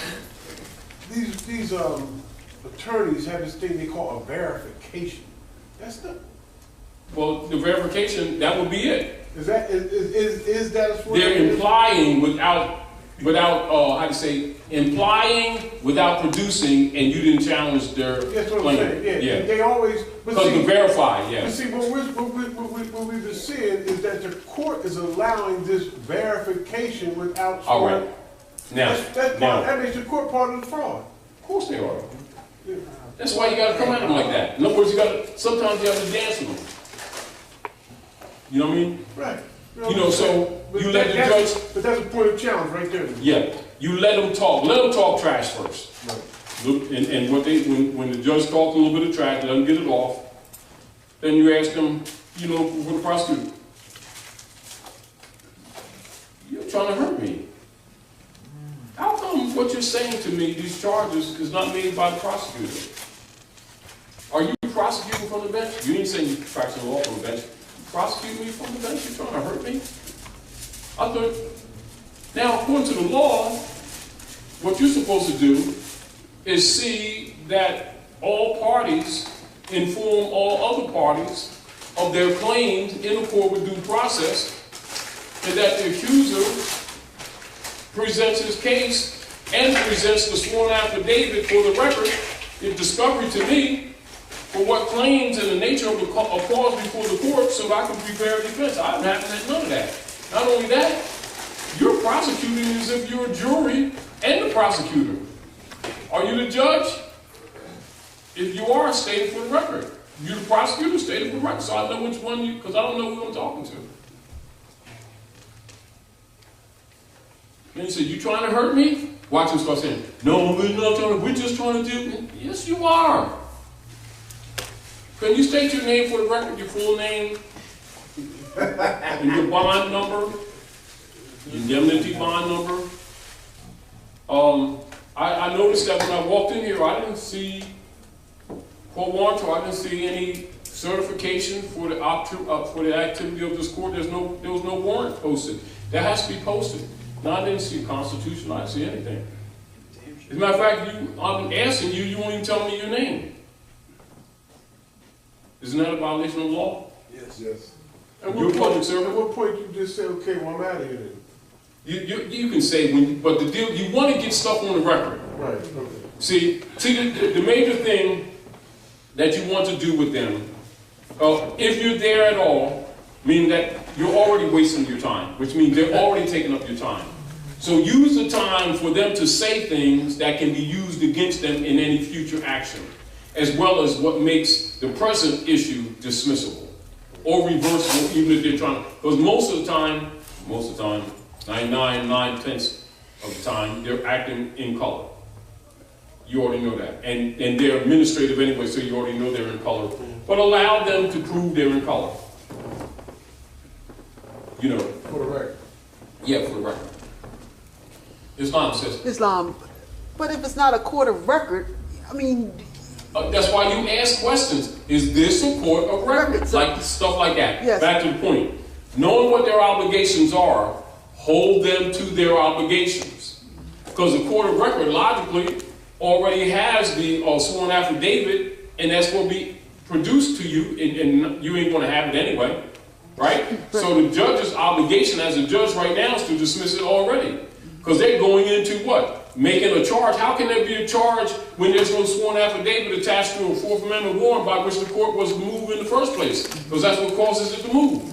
The same thing with a mortgage. They have to have a claim of an owner, or somebody has a claim of interest, right? They introduce a sworn statement saying that they are the owner, blah, blah, blah. Entered into the court examines it and decides whether or not they want to issue a summons or claim against the opposite party or the other claiming party. And then that instrument has to be given to the person who the change or the charge is made against, so they can prepare a defense or a rebuttal. There's no daggone trial. There can't be a trial. And an arraignment is essentially a proceedings where all that stuff is supposed to be done. Exchanging of credentials, mine for yours type thing. Here's my nationality card. Where's yours? There's your claim. Here's my rebuttal. Oh, give me the discovery. I haven't received discovery. Oh, so now let's set a date now that we got all these things in place. That's how it works. They bypass that because they've assumed jurisdiction. made an adjudication and start talking trash. But if you know that, you don't get caught up emotionally, you let them get a little bit of their stuff off, because their stuff already kills the case, even in their venue. Yeah, let them talk a little bit, and then snap the trap. Like put the cheese in the, you like mice? Yeah. Cheese, they like cheese twist too. And then trap. The mouse coming across the floor, you don't go chase them like this. Let them go get in the trap, let them go. Start biting on the cheese and, oh man, let them get it.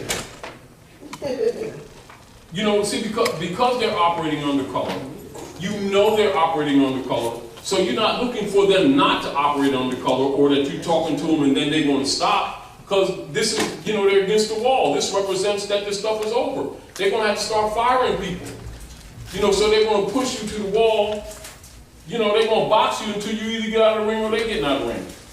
So knowing that's what they're going to do, let them get their stuff off, get it for the record, have witnesses and stuff like that, and get them now or later. Maximum law, he who leaves the battlefield first, loses. That's right. Yeah. He who leaves the battlefield first, loses. Because they're not dealing with what? They're not dealing with jurisprudence. They're dealing with color of law. They're dealing with bottomry. Knowing they are, if you already know they are, let them paint it. Let them do their thing. They're doing it anyway. See, they're looking for you to get belligerent so they can try to imply that you're being contemptuous. You understand? So let them just calm and get the little stuff on them. Just court record, prosecutor type, you got them right there. So if they made a decision by their own color rules, it's dismissible. Now you got a suit for them because they're taking up your time. Now you give them a loyal course schedule. Islam. I had a case, the situation was my tags expired, their tags expired, and policeman stopped me and got my car towed. And he actually called the tow company, and my sisters were a witness, and I let him know that I can tow my own car, my own vehicle, conveyance. I asked him for his delegation authority. He said I am the authority, blah, blah, blah, blah. So I sent the court warrant tow and everything. Came in suit and tie, brothers. Came in suit and tie, noble. Not no jeans, looking like Ray Ray. And I had two of my support members here. And I just went up gently. Morning, Your Honor, afternoon. And no fear or nothing. And instead of dismissing, they postponed it. And so, and I think I told you about that. But what it did, we had a group meeting, and I said, well, what it did was give us another opportunity to ammo up. So now what I did, I sent another court warrant. This time I put the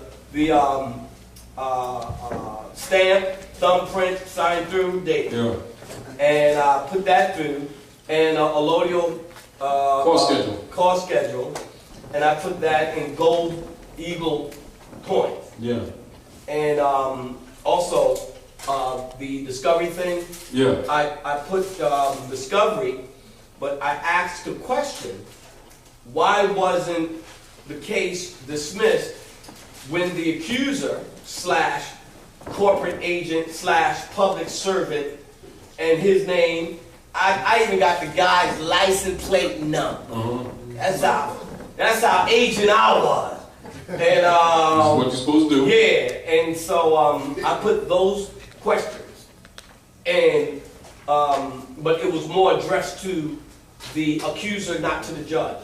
It was questions that I was asking regarding the accuser, because it's their word against mine, and the fact that even the Magi said out loud that I was charged or accused of the same citation twice. That's double jeopardy. Yeah. So I put that in there. So June the 5th is going to be the next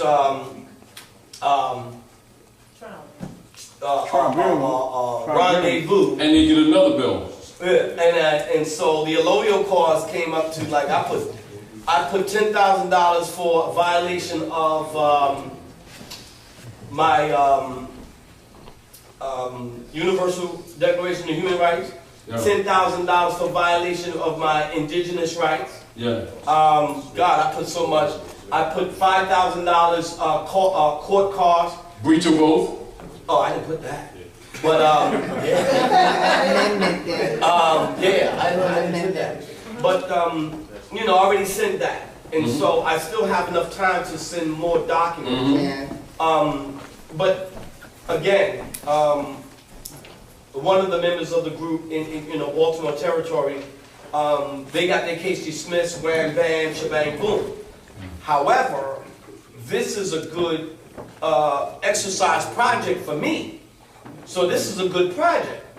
Because even right now, I'm already formulating coming in there. I mean, I'm already in theater. Yeah. So I'm going up there, Perry Mason, but melanated. That's right. I'm a melanated Perry Mason. That's right.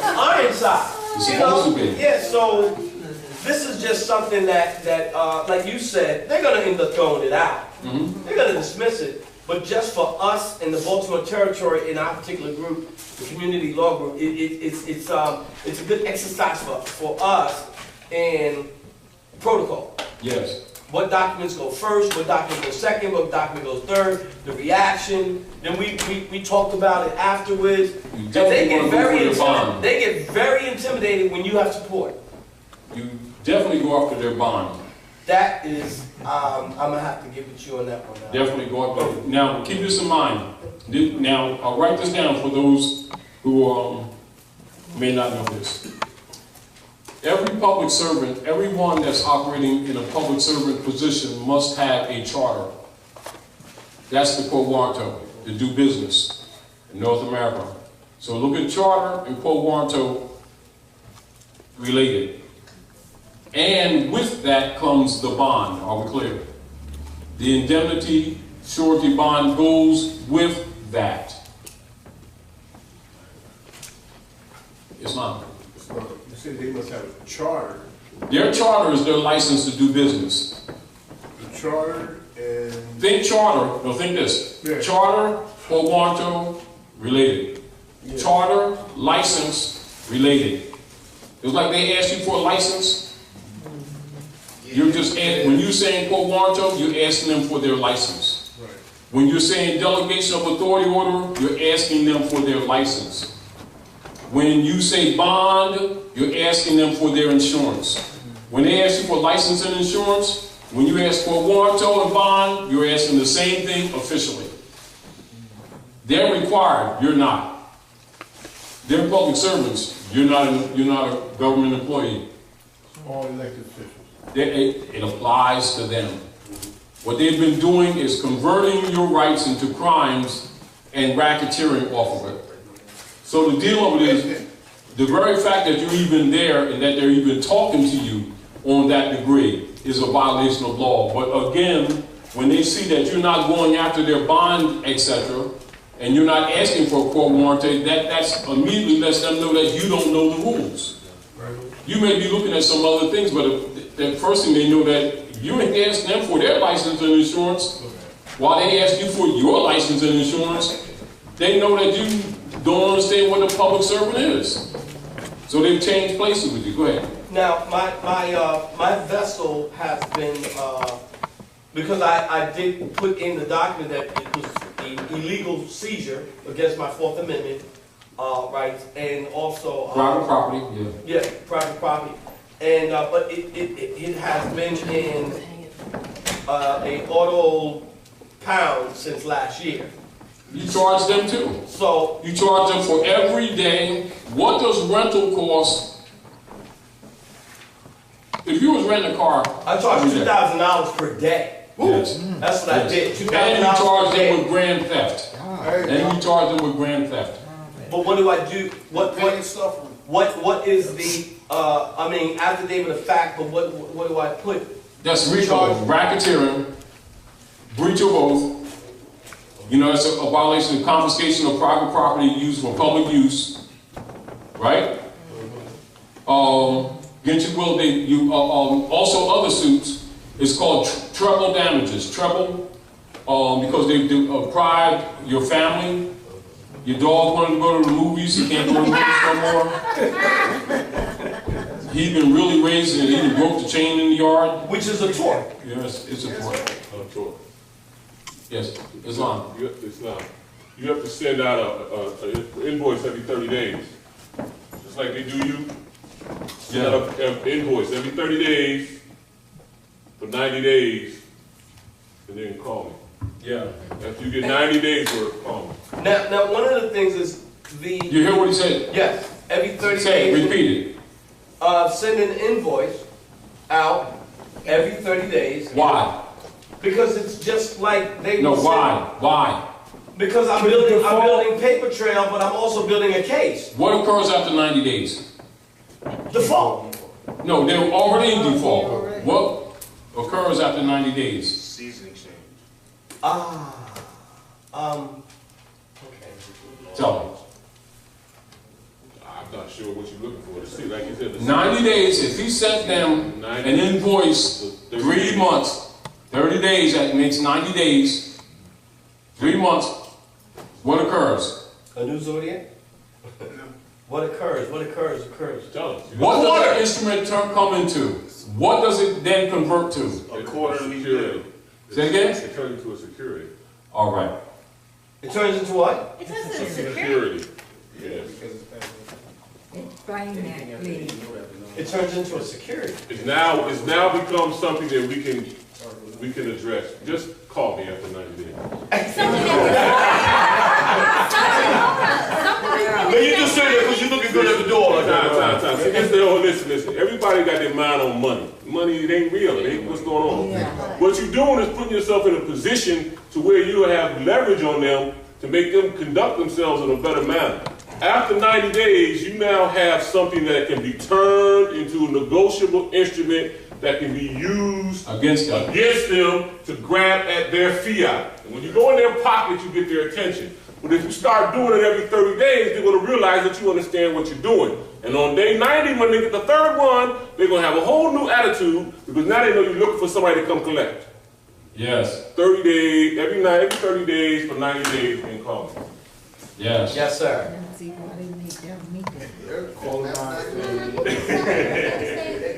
Now, you want to answer about the peanut butter sandwich, sister? Adiba, he wants to know what you... Oh, huh? Sorry. Yes.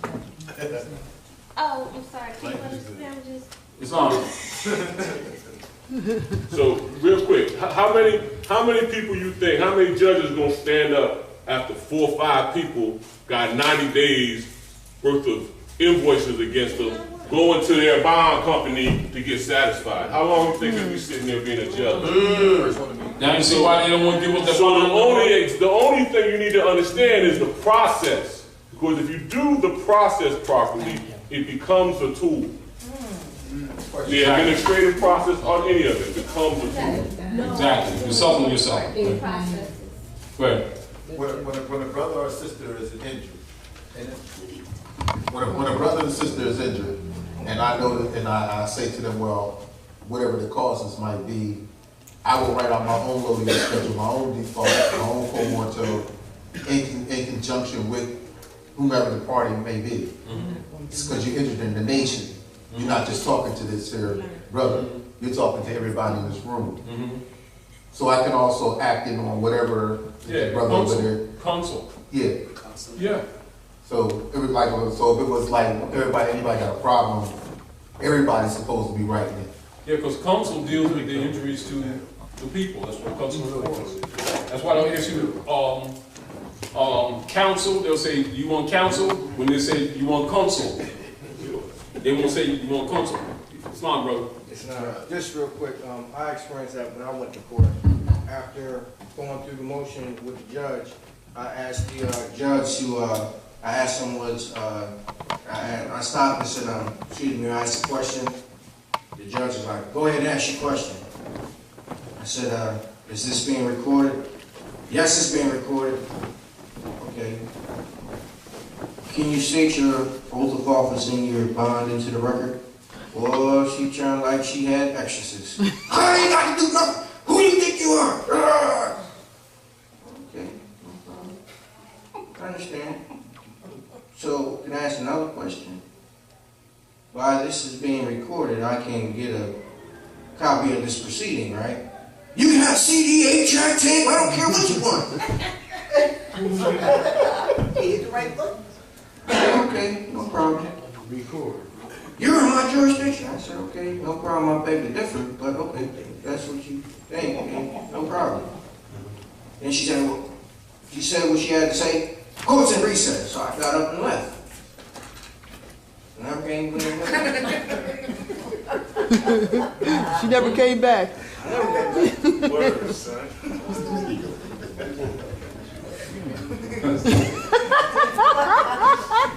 They never called back or nothing.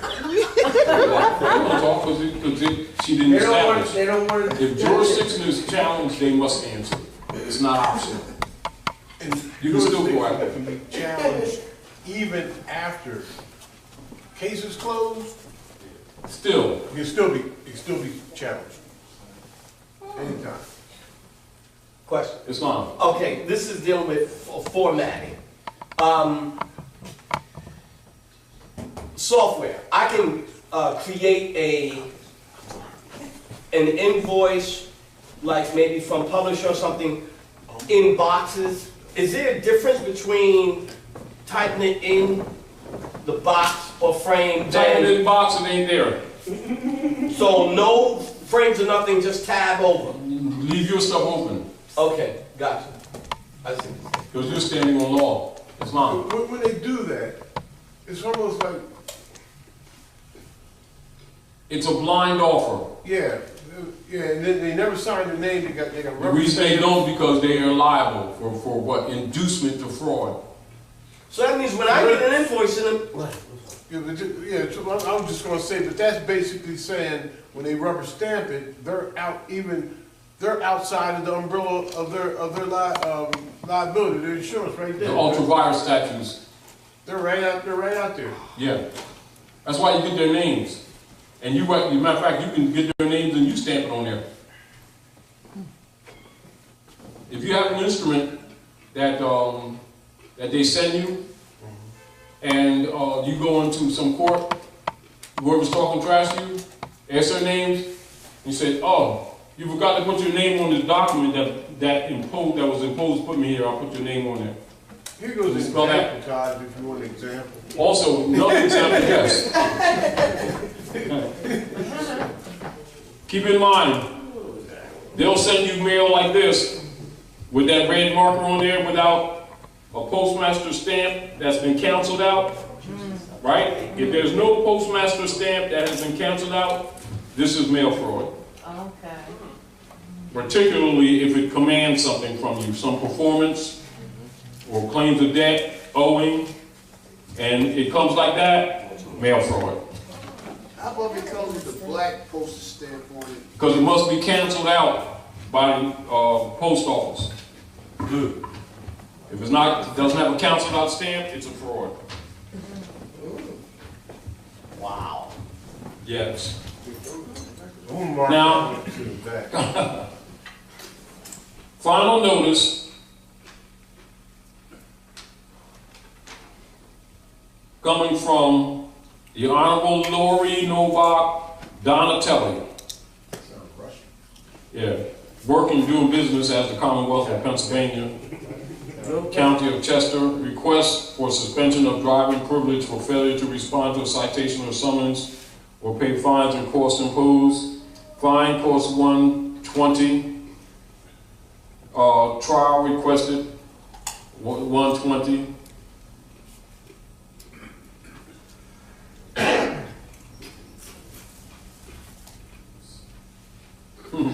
Submit check or money order to the above, and this almost looks, it doesn't look exactly stamped there either. Is that a signature or is it a stamp? it's a stamp. Then instructions, May the 2nd. That's a demand for finance, isn't it? Okay. I sent the stamp. I sent the citation back. I stamped it. I basically stamped it. Discharge per HCR 192. Stamped it. Yeah. And then on. Then I wrote across it in red ink. No contract. Refused for fraud. No dishonor to me. Yeah. And then the thing that I got from you, and then the last thing was witness. I put the officer and his badge number. There ain't no officer. Police man. The policy enforcement. The accuser, yeah. The insurance policy. He said he was an officer. Saying, you say insurance policy enforcer. Yeah, right. But he works for an insurance company. That's why he asked for insurance. Right.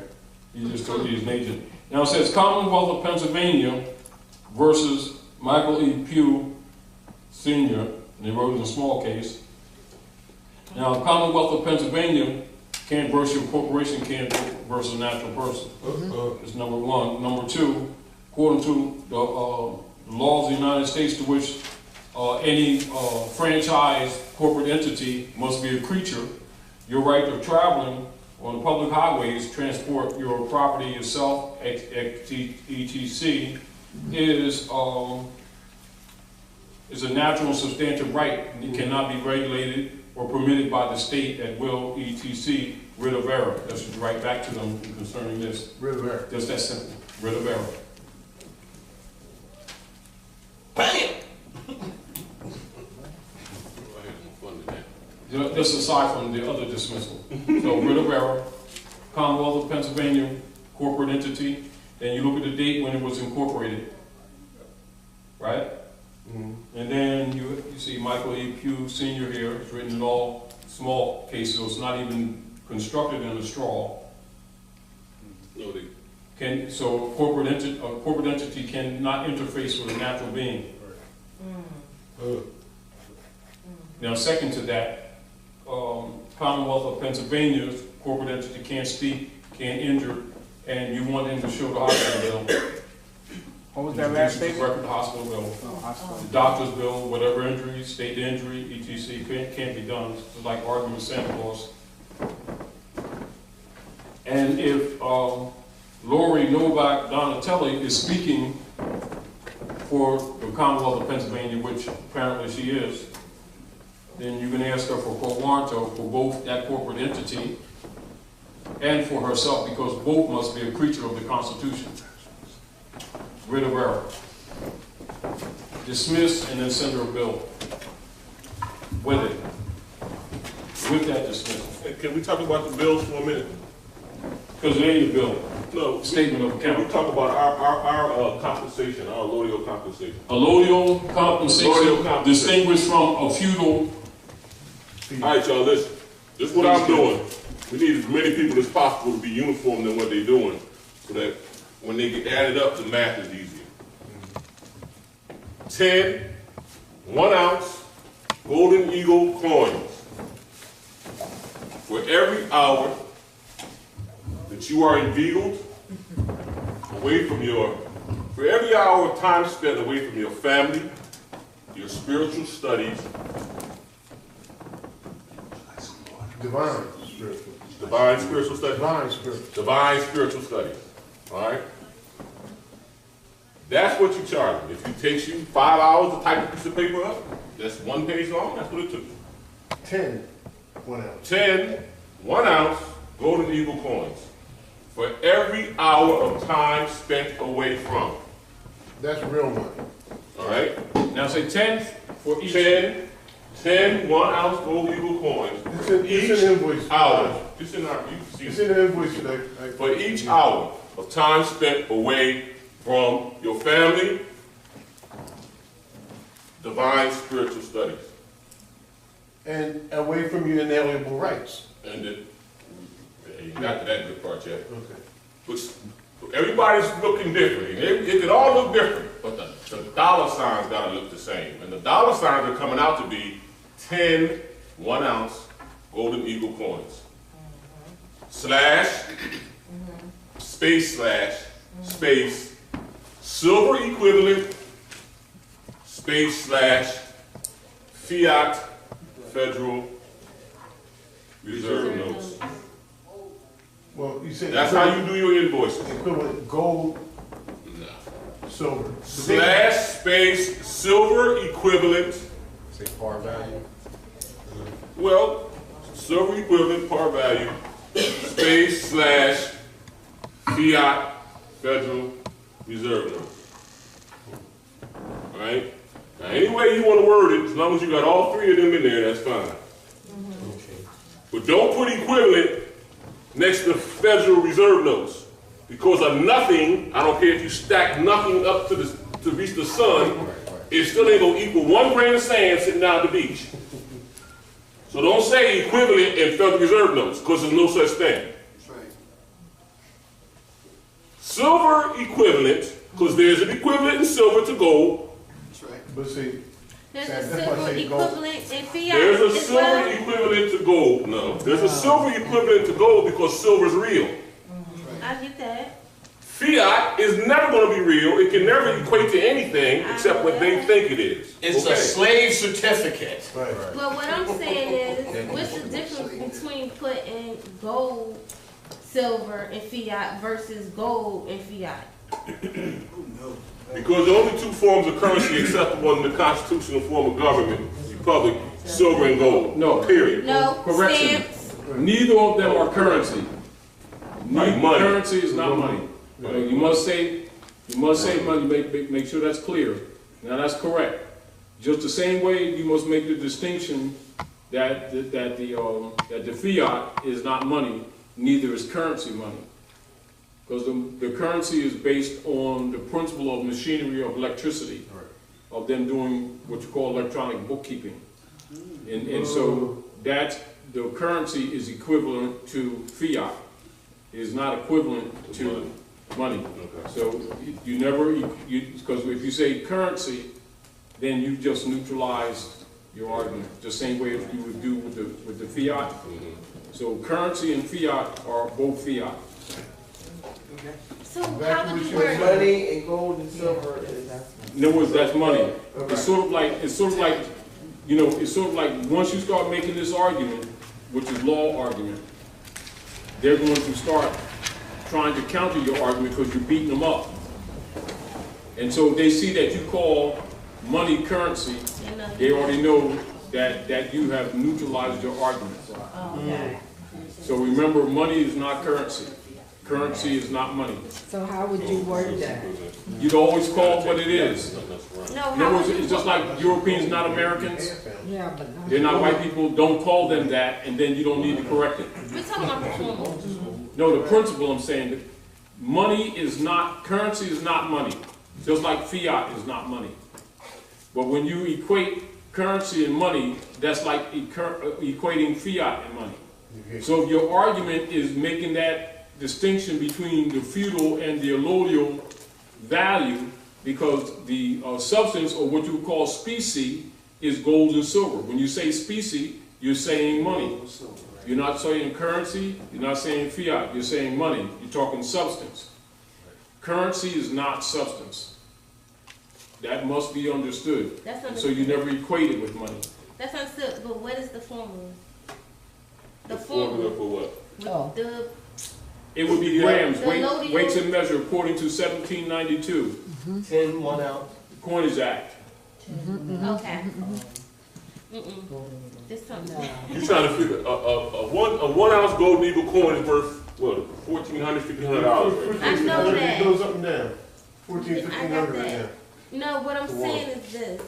If, back to what we was talking about in the beginning, gold, then silver, then fiat. If fiat don't have a value, and I was asking you how we're going to do silver, now what's the formula now that we know fiat and currency, fiat can't be... All right, okay, listen. Let me say this to y'all right quick, right? You heard this? Right on the board. Well, listen. Fiat is the only thing we know. Ain't nobody in here born before 1933, so nobody know nothing about no real money. Okay. All right?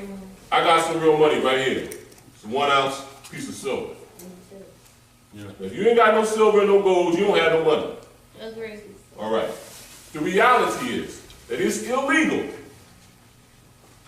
to ask or demand for payment in any form or fashion. HJR 192, June 5th, 30 Public Law 7310. It's illegal. So that, what Taj just read, that he just got in the mail, they demanded payment of $120, that's illegal. It's a violation of public law. But you got to know to tell them that. That's why it's mail fraud. So you got gold, no, it's mail fraud because they didn't put a stamp on it. Okay. And they didn't put a stamp on it. They didn't put a stamp on it because if they put a stamp on it and the stamp gets canceled, now the postal unit's coming out. Federal. All right, so you got gold, you got silver. These two equal. These two have an equal because they're real. It takes more of this one to equal this, but it's still real. So we can do it. Right. This right here, just like in what Ty said with currency, they can't equal this. But you can't tell them that you won't take it. So you got to include it on the list. Or else you're breaking the law. And you would say, Just if you make reference that you were willing to accept it, you would say such and such in Federal Reserve notes in lieu of lawful money as per Article 1, Section 10. Got that? You got it? Repeat that. In lieu of. So at the end of that, in lieu of. And you say in lieu of lawful United States money as per Article 1, Section 10. And therefore, in other words, you're taking that as a token, and if they give you $1 million of it, you still ain't paid.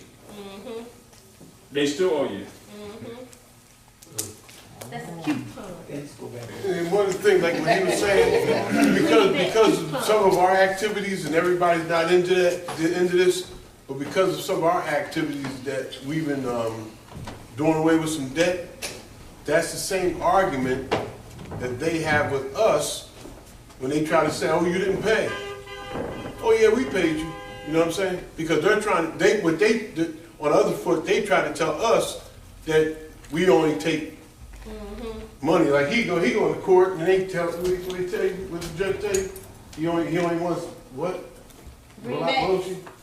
He said he only wanted a certain. Yeah, he only took cash. So he only took cash. So what he did right then is he violated the public law.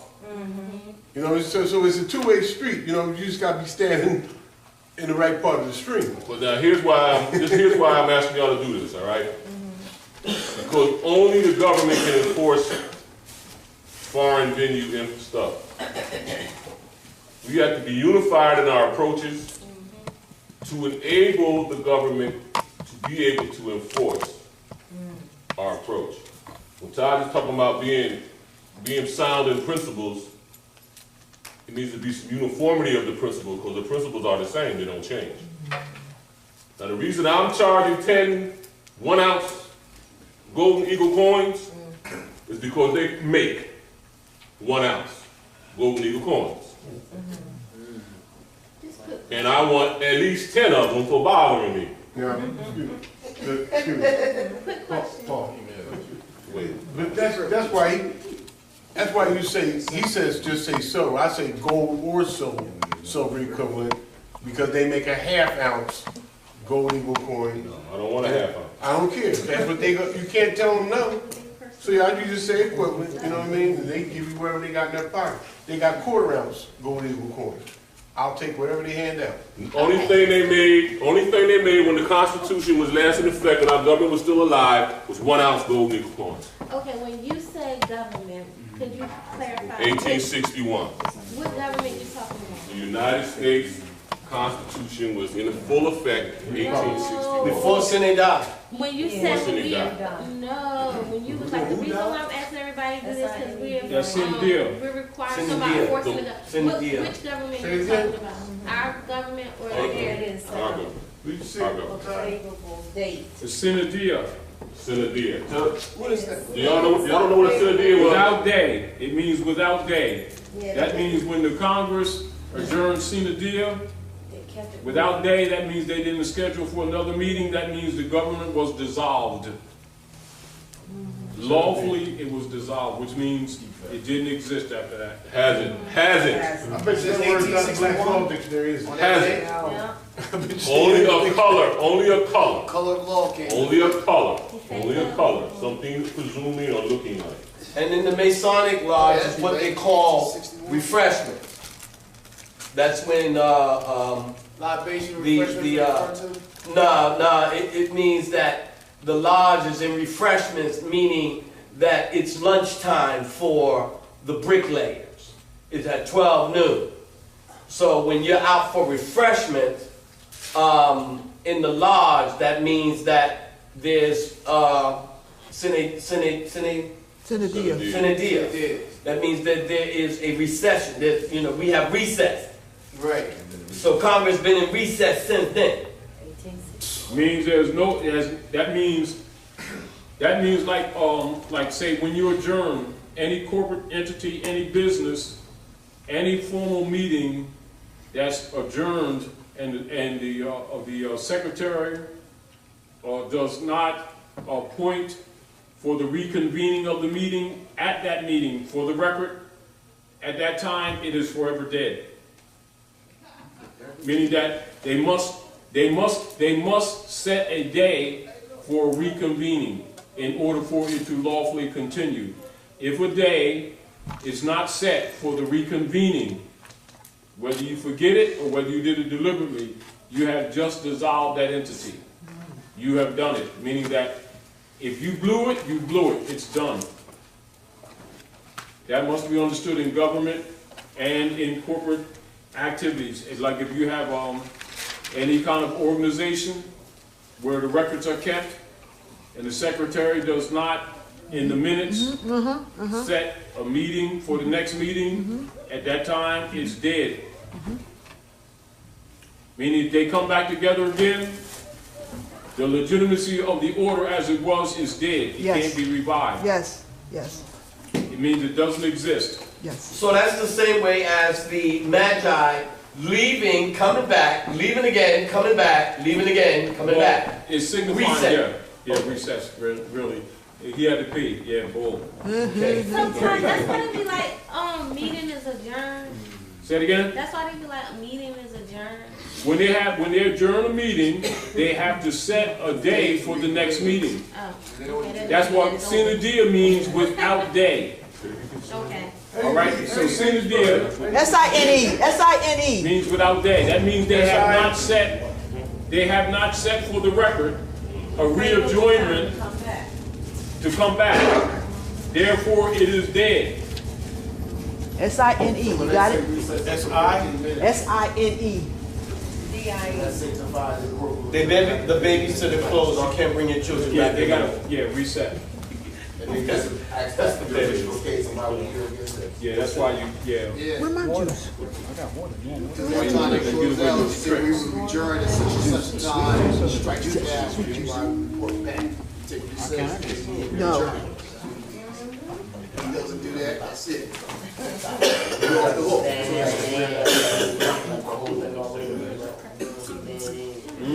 Yeah, absolutely. But then that'll work to your advantage because you were there and never finished it, so. And you don't necessarily Thank you so much, sir. swear in, you can affirm. No, that's for them. But see, like, they know, yeah, and that's back to what the brother was asking about verification. I don't know if you looked the word up, but you should probably look it up. Because it's probably a slight difference between verification of oath and affirmation. So you might want to just see etymologically what the difference is. Because it just be real words like that, they make all the difference. Yeah, like, you gonna swear in today, or you gonna affirm today, it's a different situation. So, affirming and verifying, they might have two different attributes in law. So I would just look that up.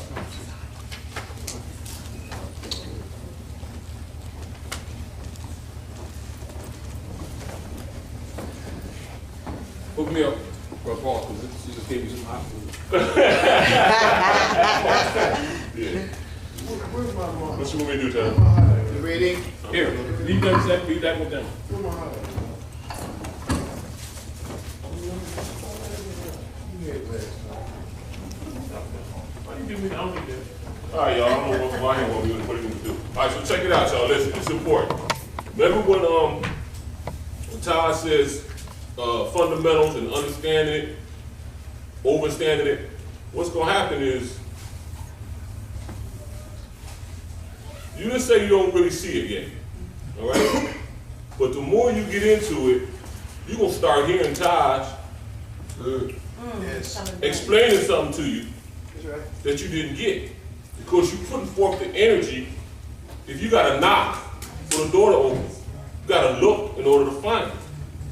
So you got to have some sweat in the game. You got to put some equity into this mission, this journey, this evolving, this emancipation. You got to put some energy into it in order to bloom out from underneath of what they got heaped on top of it. All right? You have to have a commitment for transformation, and that's only going to take place.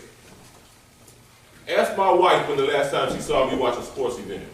Whoa. When was the last time you Last time you watched a sports game? Last night. It was silent, but it was a few days ago. Now, how much sports events did I watch? How much sports events did I watch before I got into this information? A lot. Oh, well, like March Madness, I'd say see you in April. Thank you. I ain't watched one March Madness game. No, you didn't. Not one. All right. Because I have a commitment for transformation. What I'm trying to do now is change what's been heaped on top of me. That's right. All right? You gotta have a commitment for transformation. All right? What you need is sitting right in front of you. But you're not gonna get it until you start looking. And until the universe understands, oh, now you need it. You ain't gonna get it because you want it. You ain't gonna understand it because you want it. You're going to understand it when you need to because you got your energies into it and it's going to start opening up like a floodgate. But it ain't going to open up if you only show up every 2 weeks. It ain't going to open up if you just try to study about it when you get a chance. You got to have a commitment to it. Because what you don't really seem to understand is that we have, even me, now I call myself intelligent. I don't know jack. I can't cuss it. I don't know jack. But I didn't know jack. Until I got introduced to this. Until I found out that the American was the various copper-colored races of people found here by the Europeans. That's when everything flipped, all right? And I found out all the time I thought I was dysfunctional and jacked up, but I really wasn't. I was fine. And my spirit was fine, trying to keep me from falling in to all the mess that was being heaped on top of me and to get me about the hole. It's not as far away as y'all think it is. It's really close. It's just like that. And it don't make no difference what you got on a piece of paper if you don't know what the heck's on the paper. And you can't talk it, speak it, and be it. Okay? Islam. I got a lot of respect for these folks here, y'all, because these people right here have dedicated time to energy. Yes, they have. We owe it to ourselves, to our ancestors, and to their efforts to manifest what they presented for us. All right. Yes, sir. Islam. I often go, Sister Fuller, not to throw you out there. Sister Fuller works with juveniles, and lots of times I go and I speak with them, and they angry, but I let them know that you have every right to be angry. You're right where you're supposed to be because you're warriors. I said, but you know what got you in detention is your decision making and the choices that you made, your behavior, your not behavior. I would tell them that their thinking pattern. So one of the things that when you were talking about commitment, you know, I always try to get them to commit to coming in because I let them know that this is your last chance. Whether you're on a ankle monitor or whatever, this is your last chance. Because most of them are like the last, 17 and that's it. So it just goes back to what you were saying, that transformation. And lots of times these young people think that they are dysfunctional, but they're really not, because they were born at a time when warriorship is on. You know, and I'm letting them know, no, you know, you right where you're supposed to be right now, but it's just that you just got to change the way you decide to do things. Your approach. Yeah, they got to be taught how to. A lot of times, see, what I'm finding, especially because I have so many people trying to get me to give them information that I don't think they're ready for. How I came to nationality was through the UCCs. I was chasing them UCCs. I was studying, I was in them UCCs. I went to Georgia to get in them UCCs. And them UCCs took me to nationality. So now, I'm ready to do my bonds. I'm ready to do my UCC 1 and my UCC 11, and I'm ready to do, and my spirit said, hold up. I ain't know why. I just knew my spirit told me to stop. I got my bonds that I did right down there in Georgia. I got them in the folder. They're all ready to get mailed up and stamped up. And still sitting in the folder. My spirit told me to stop. He's like, give me a tie. It's the fraud. It's the fraud. You go in the UCCs, you accepted the fraud. Now you condoned it. You wanted it, didn't you? Okay, now you signed off on it.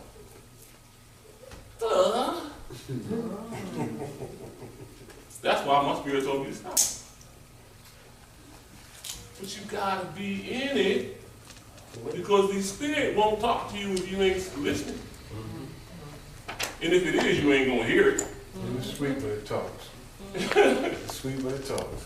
Asking me how they gonna fight the IRS. And I'm asking them, that's what you think you want to start with? You think you want to start with the IRS, and you want to work every day, get the paycheck, and you decide that you want to start with the IRS. So I already know they don't understand nothing.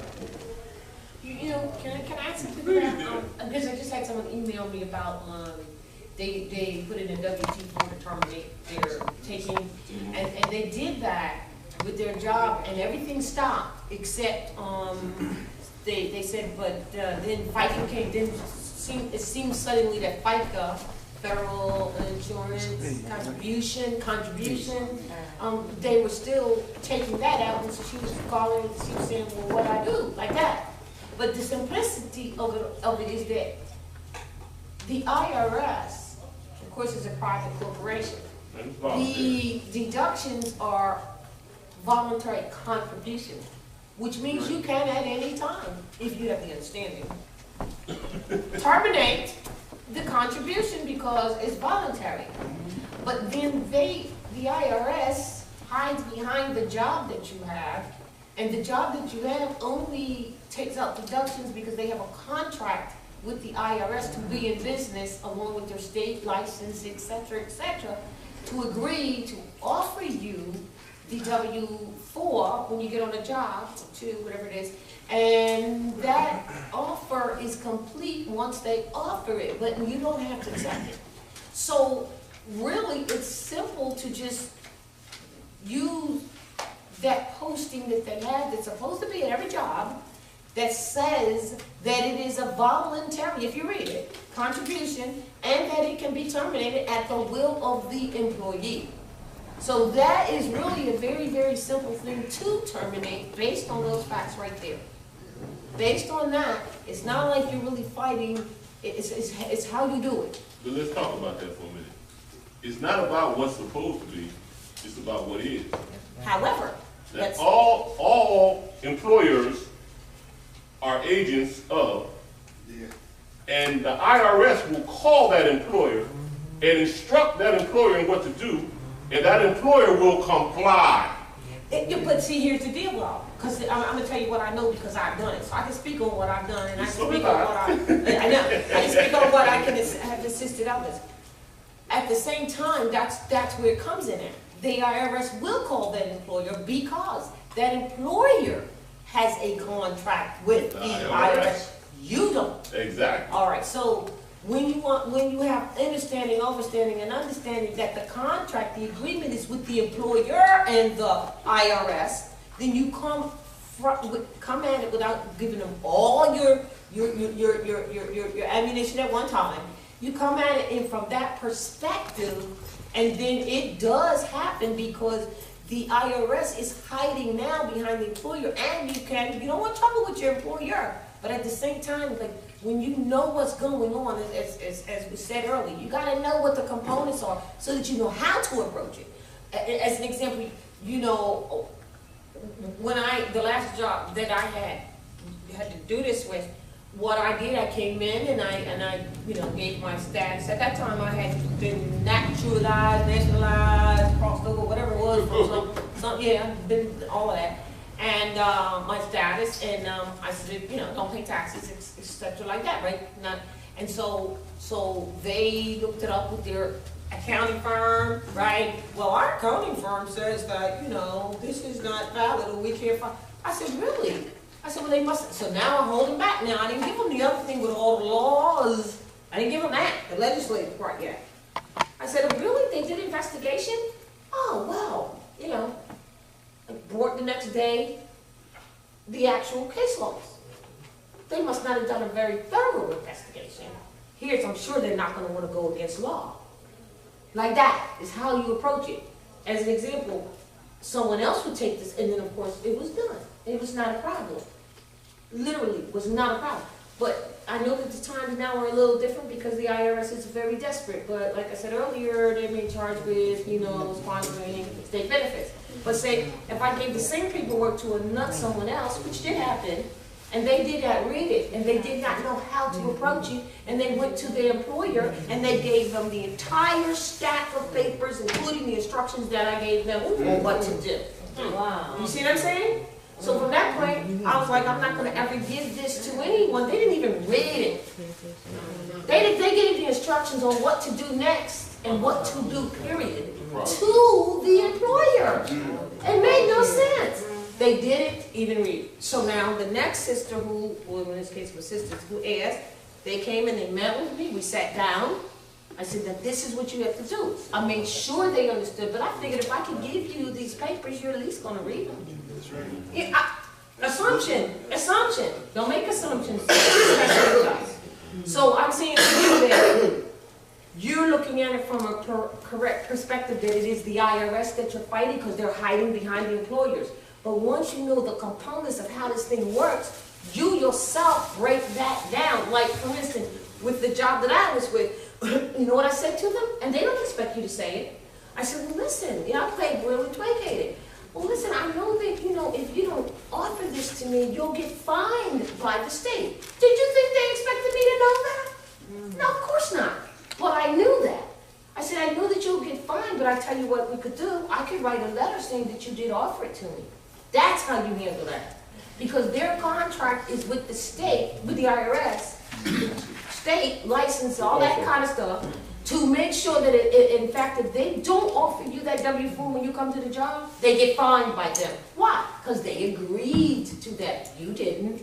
So you would say to them, I know that you'll get fined if you didn't offer this to me, so what I will do is I'll write a letter, if you like, from me, saying that you did, in fact, offer it to me. That's how you have to approach it. And if you don't, but you cannot approach it that way if you don't know the components of what is actually going on. And then don't give them all your guns at one time, because if you give them all at one time, you're going to come back with one blanket answer. You don't do that. So when I said that, they changed it a little. When they said their accounting firm was checking it out or whatever, and they said that this isn't valid, well, then I came and bam, laid the laws. You see what I'm saying? Well, really? Well, they investigated it? Well, I thought, this is some investigation. I'm sure there must be a mistake. I know they don't want to break the law. And when I did that, done. Check was written. Do you see? When you speak with an intelligent tone, you'll get a favorable. Well, a reply. They'll render favorable. That's correct. You had your Answer the hand. question. Oh, the question was answered, okay. Yeah. Islam. I just wanted to say on top of what you was just saying, in law, when they have contracts like that, because they're all U.S. citizens, i.e., they're all corporations, like the IRS, the job you might go apply for, it's all corporations. But in law, it's called an artificial monopoly. In law, that's what it's called. And check out rvbaypublications.com, Monopoly, Asiatic American Connection, for info on that, just because that's really what it is. It's just an artificial monopoly. And it's back to what Taj been saying, is us claiming the estate. Because when we claim the estate, that sets up the diversity, because if you have a true standing to a certain portion of the Earth's surface, you know, you have the right to a natural monopoly. They don't have that. They're artificial jurisdictions. That's why they have artificial monopolies. And all of that boils down to violations of personal liberty. Just wanted to throw that on there. And as far as learning on the path, like you were saying, it's like you have to go down the path, because that's where all the answers are. You can't, you know, you say, well, don't start, you know, you can't start here. Like, it's true, it's a starting point, but you have to go down the path to find the answers, because that's where they're at. They're on the path. Think about it. Dorothy could have never realized she was trying to find herself if she didn't go through the illusion of the yellow brick road. If she would have stayed at the starting point, she'd have never found out the Oz was a fraud. But they had to go down the road, and that's what the good witch told her. She said, I could have told you, but you had to see for yourself. That's what she told her in the end. So I just wanted to add that on to what you was just saying. You know what else goes with that? You ever heard them say, if you want to run with the big dogs, you got to get off the porch? That's what it means. She had to go through the storm too. I have a question for Paul. It goes back to what you said earlier. How long have you been listening to that voice? My whole life. Okay, that's good. Right. And that was one of the most important statements made tonight. Is that you know, that's interesting what she's saying, because people who go down these roads, the truth of the matter is it's been all their life. There are people who are not going to be. You might find yourself disassociated from your family. They absolutely think you're crazy. You know, who's raising their hand? All right, raise your hand. You say it's a waste of time. What's going to happen? Because that inner voice, as the sister's asking you, that you mentioned, you answer all your life. It's been all your life, and the path that you took is leading you to where you are today. In fact, if all of those disassociations never happened, you could not be who you are right now. Exactly. I said it myself, but what did I tell you 2 weeks ago? I was sleeping, you was in the bed, sleeping, and just in the middle of the night, you know how you, like, somebody's watching you, and I just woke, eyes open up, and it was 3 apparitions standing there. First was like one big blob, and as I said, well, I must be seeing things. I closed my eyes and looked in, and it came closer and started forming. There was 3 people standing over it. That's interesting. I couldn't make out whether they were male or female. I felt very calm.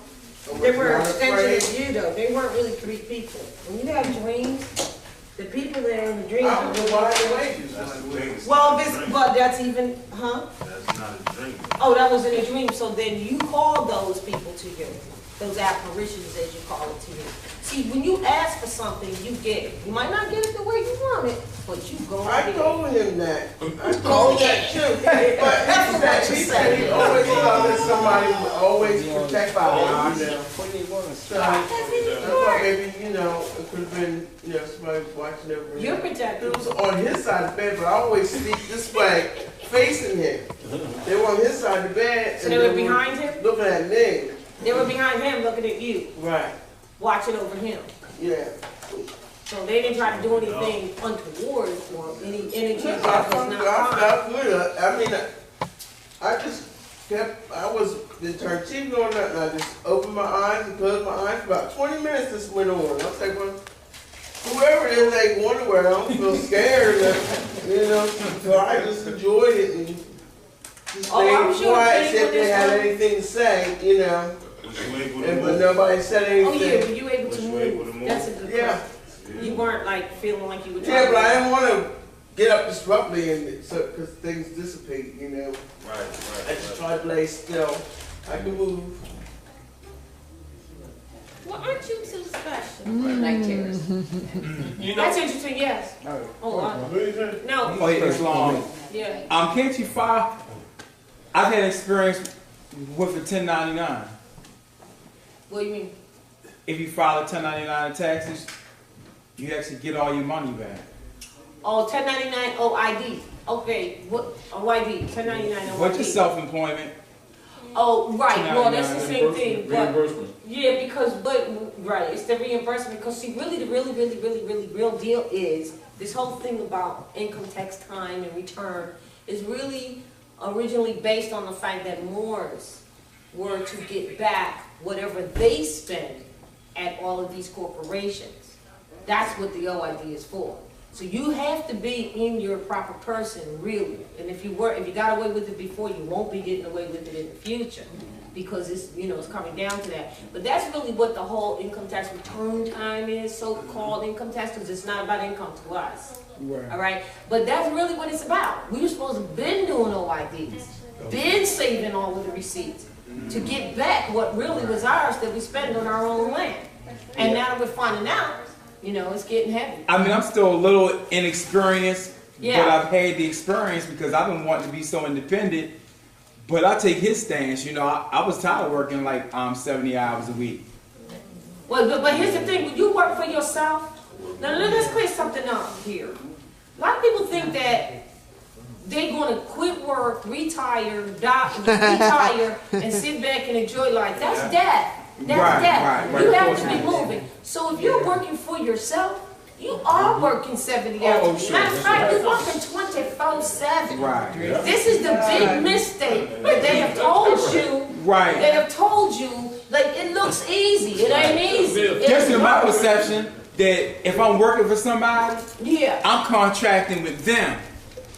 If you're a contractor. And like I was telling the brother, I said, well, if I'm offering you my services, even though you're an employer, I can contract with you as an individual, even if I'm working with other people. If you have a trade, because see, that's where it's at right now. And even Obama came in and said, what do you know how to do? It's about contracting out what is it that you know how to do. Don't look at what somebody else is doing. Sure, right. right. Find out what you are to do.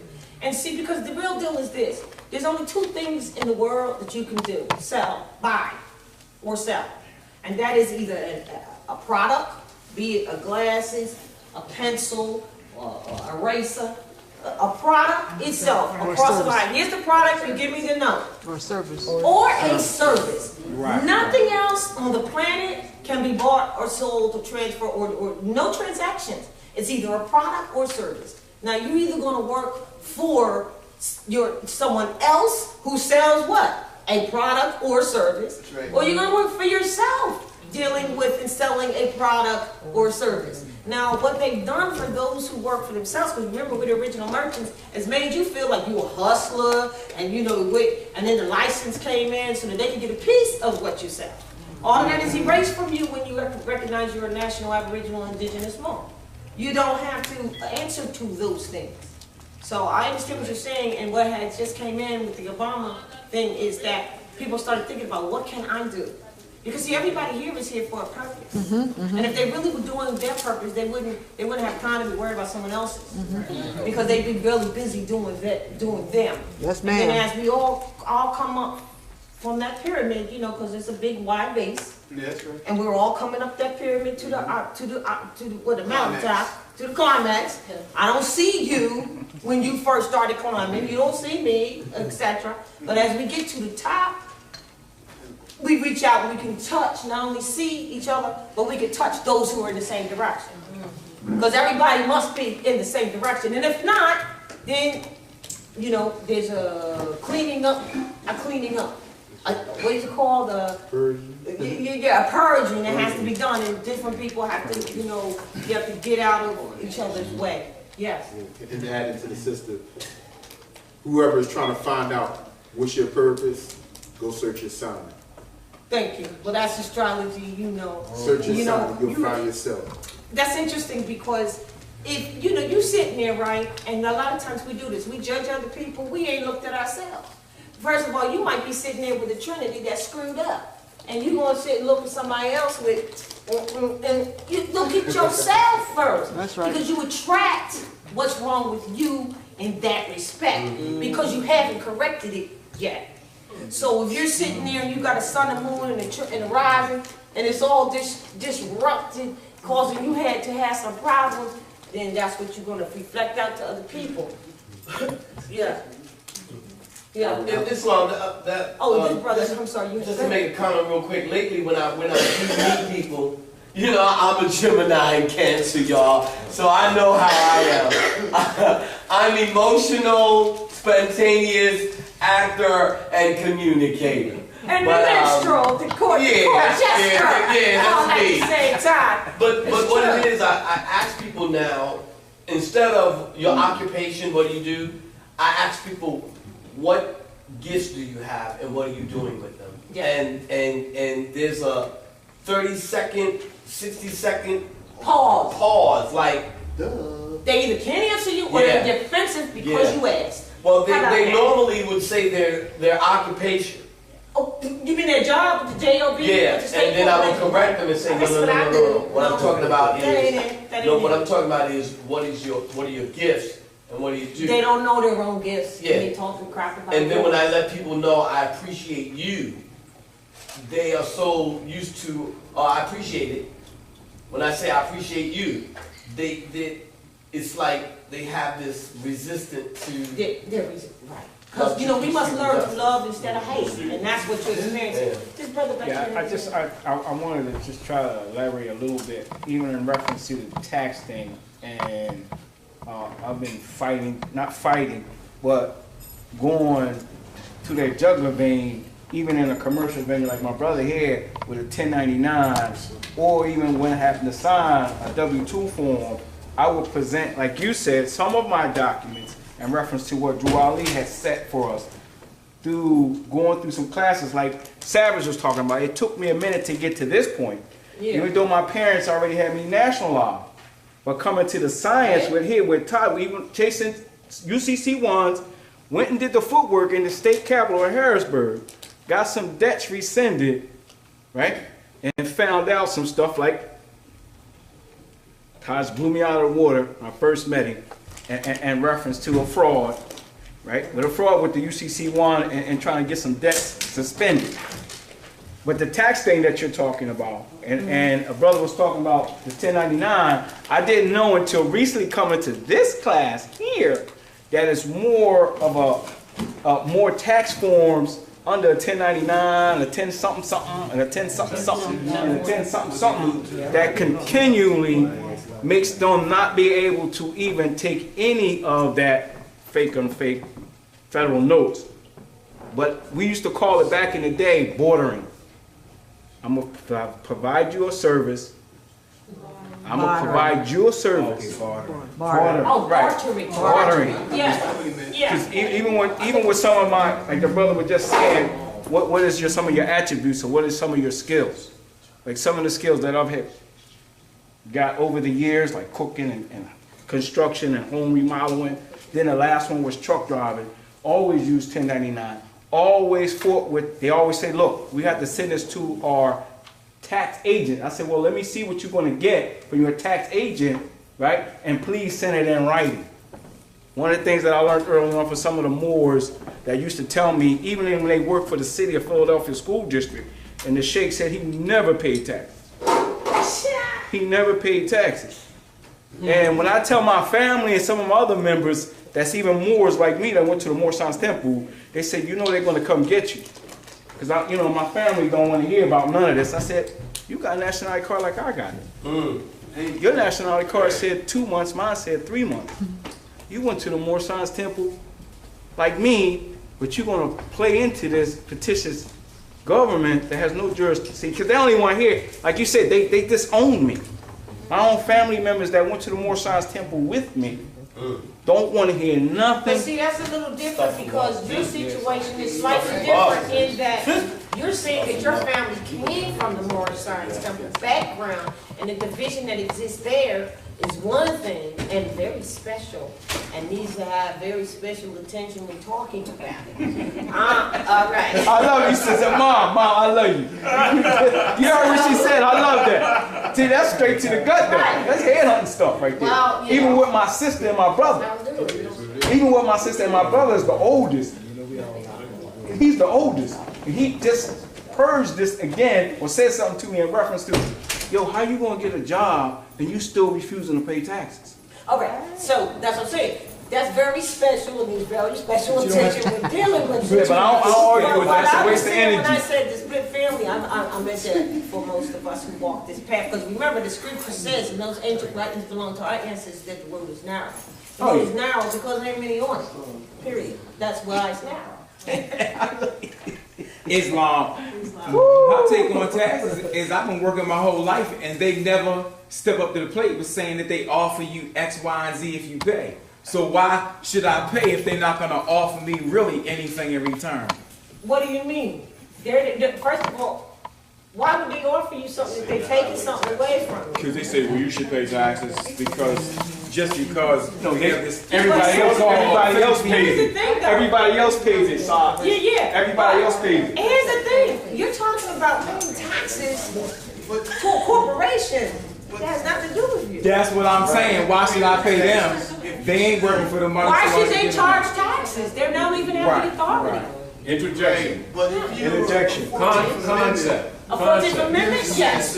you're still obligated underneath that, you're obligated to pay. All right, now this is what, when you're saying, now this is back, now listen to the statement, because you're close to what is correct. All right.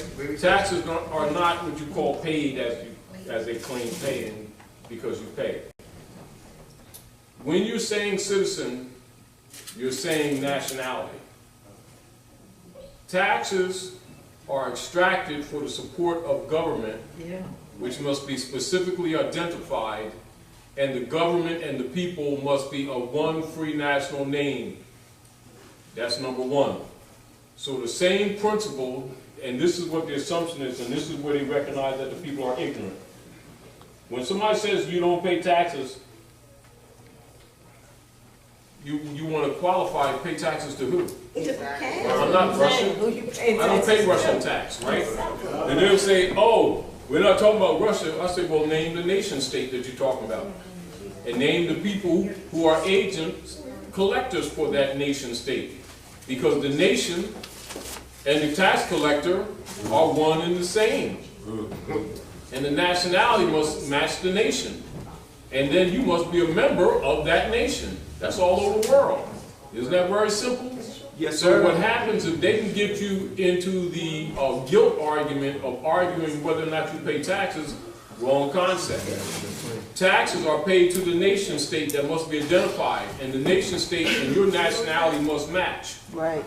And the collector for that nation state must have a delegation of authority from that state to collect that said tax. That's how you're supposed to argue. What nation are we You don't not pay taxes, you always pay taxes. Islam, then that must be similar in Orthodox Islam, what they call jizya. Jizya tax is for the taxing of the community for government running. Then you have zakat. Zakat is supposed to be I guess for each masjid, which would be district-wide for the alms for the homeless or whatever. And then you have sadaqah, which is just alms giving. And blah, blah, blah, blah, blah. More or less for charity. Yeah. So it's like different tiers. Yeah, different tiers, but your initial so-called state tax, when you're saying state, you're saying nation. And this is not corporation. This is what now you got it. So what occurs is when people don't know the distinction between natural person, corporate person, when they don't know that citizen, nationality go together. Whenever you say citizen, you just said nationality. Then you're supposed to ask them, what nation state you talking about? Russian? You know, that's why a lot of times you have to use the example, say people say, did you pay your Russian rice tax? They would immediately say, oh, I pay no Russian, I'm not Russian. But yet they can come with that specious argument and get away with it when they didn't name the state. It's called a specious argument. Yes, it's a straw argument.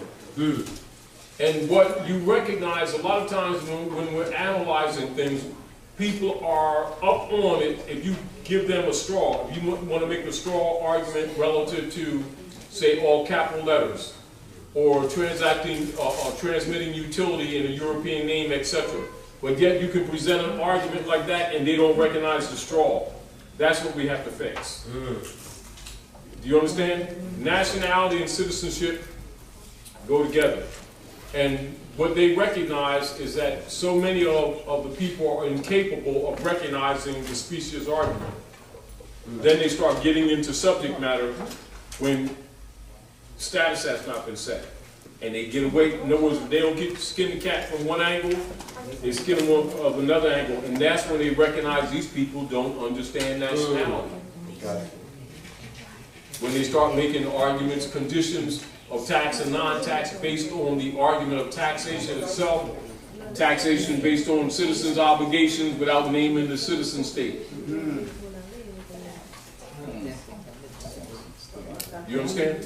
It is no different than a corporate entity collecting a tax, and then when you ask them, well, say you have tax, you have a non-obligatory status, right? And they say, well, store policy says, well, if you know the policy, that means you know the law. Then let me see your tax agent card, because if you know to tax, right? You know what condition not to tax. If you're making a judicial decision that's positive in law, if you can't back it up, then you must relent. In other words, if you can't name the law that gives you the authority to tax, then you have no authority to claim a tax. That's right. Of the law. Exactly. And so what happens is that people allow them to make statements like this, not knowing how to come back at them. You know, and this is back to nationality. You know, nationality covers many fronts. And the refinement of the nationality argument must be quality and purposely explained to our people, because what you see, they'll make it solid on one level and then lose out right on the other side of the coin like they never even looked at it. And the issue of taxes is it. You know, even registration is a tax. License is a tax. When you go into these stores, just like we're talking to Kenny today. I ran into Kenny on our way down here. And he was going to meet with some brothers and sisters that's going to sell him a tax card for $250 and some other stuff. You know, whatever. The game continues. You know, and the status cannot be sold or bought. The non-tax obligation or non-obligatory status of both the indigenous people and the sovereigns of the land are inherent. They're not political, they're not judicial. They're not legislated, you know, and even when people begin to offer such things within a package and people are considering it, that's an indicator that they don't understand nationality. That must be fixed. Now, a servant is worthy of his hire. If somebody going to, you know, mow your lawn, you know, do something for you, do your homework for you, you know, if you want to compensate them, that's cool. But the birthright and the non-obligatory status, it exists by divine right and by fundamental political right. It's not a privilege. It needs no legislation. You understand? Legislation only affirms its existence. And so when they're talking in the Constitution And when they imply with misnomer, like Indian not taxed, etc., the implication is, although that's a fraud on the surface, the indication is not a member of that. They're not a member of that party. You're not a member of that club. You're not obligated to pay dues to a club of which you're not a party. Islam. Islam, Brother Taj, would you say that the biblical story of Jacob and Esau is the message of the stealing of the birthright? One, the importance of it, and two, the theft of it? Yes, and the bowl of red pottage, your red flag, you know, and then when you look at the brother, he was of the field, right? So he coming in from the field. Now understand, the field implies if you got the field, you got the food, and you're tired, which means you have not even worked your own field. That means you don't even understand your own estate. And you're going to sell your birthright for a bowl of red pottage? And then let them coerce you with that, says, look, I'll let you have this bowl of red pottage if you sell me your birthright. And so God was angry at him for hating his own birthright. This is basically talking about us. You know, and so we gave up our birthright to gratify our lower selves. But then you understand that lower self is the aggregate, the three aggregate lower bodies, represented by the three lower chakras. You know, and that must be slain, which includes the ego and the personality, which is only a vehicle to do work. You know, but the personality is not even us. So that's equal to the Jacob and Esau, Cain and Abel, and saying his brother. Yes. And see, and it's not Jacob, it's Jacob. See? Yeah. Yeah. That's something. Isn't that something? What was the other one? Cain and Abel, Jacob and Esau, and there's another pair in the Bible. Correct, parable. But I know that was, I don't know if it was David and Absalom, where I think Absalom wanted his father's throne. Huh? Yeah. Absalom? Yeah, he wanted his father's throne. And so, again, going after the heir, going after, this wanting to, what do you call it, a covert operation. Or usurping. Thank you. Usurpation. Yeah, usurpation of the throne and everything. Wow. Character. Wow. There goes your character building, carpenter's tools. Building character. And also the capacity to be willing to slay those lower bodies. Once you discover that that's what you got to do. This is why a lot of people, once they really get spiritual instruction, become stagnated because they recognize they got to slay their personality. Anybody else?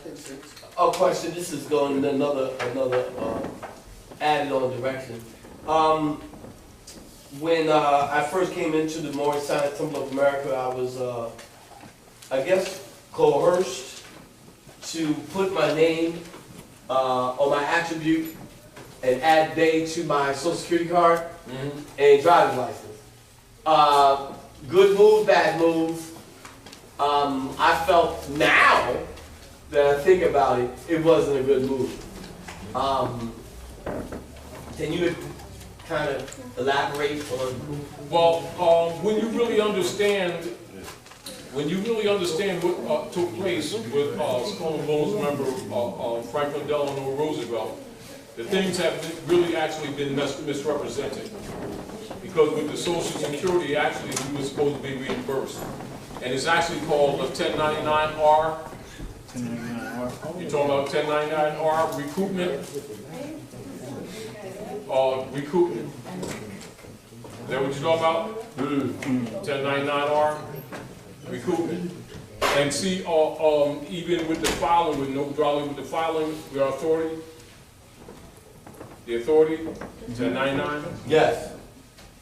Do you understand? Now, the issue with us as Moorish Americans has been more or less the treachery that has been in the administrative levels of the movement with what is called the sellout, and having not taught these people these things. And this is also why their property was supposed to be put within the Moorish Holy Temple of Science and Trust. Because the corporates, so what it allowed the corporate entity states to claim the estates by virtue of hypothecating their properties through the marriage license, birth certificate, social security, driver's license, and put it in their trust. And that's, you know, the creation of the Sestacute Trust. And when you look at all of the, because this is why when you look into congressional records, that the mortgages and the liens and stuff did not occur till after 1913. Prior to 1913, everything was allodial.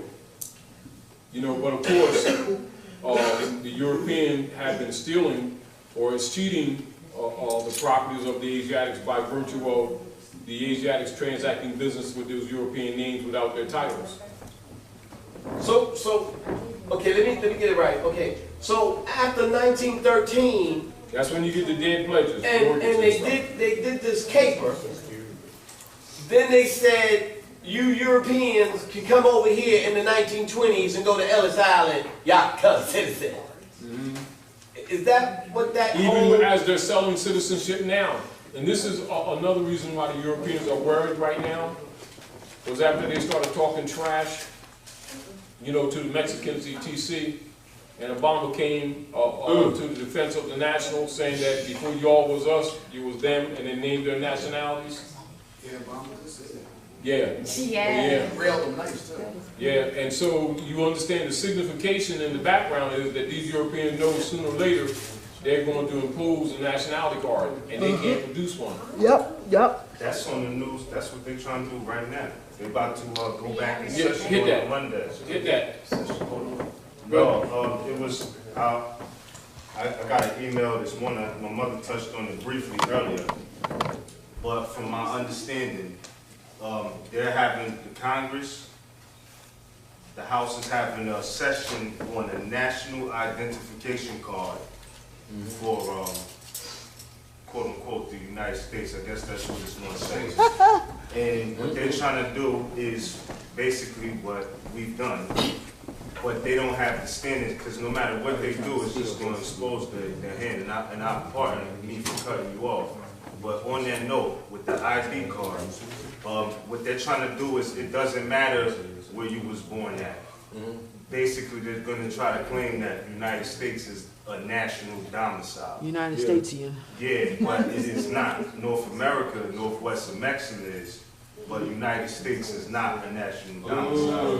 And that's basically what they're trying to do to counter the intelligence that's out now.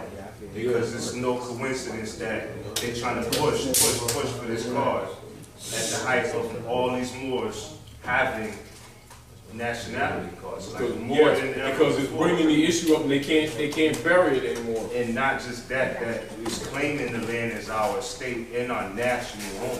Yes. So they trying to cut that off. So now if you go get a job, you know, the employer, he just scans your ID like they do at the register, and everything comes up about you. You know, it's your ID, the retina scan. That's what they're trying to do. Oh yeah. So that's what's on the table now. I don't know if it probably didn't blow up like that yet, but they're going back in session on this Monday.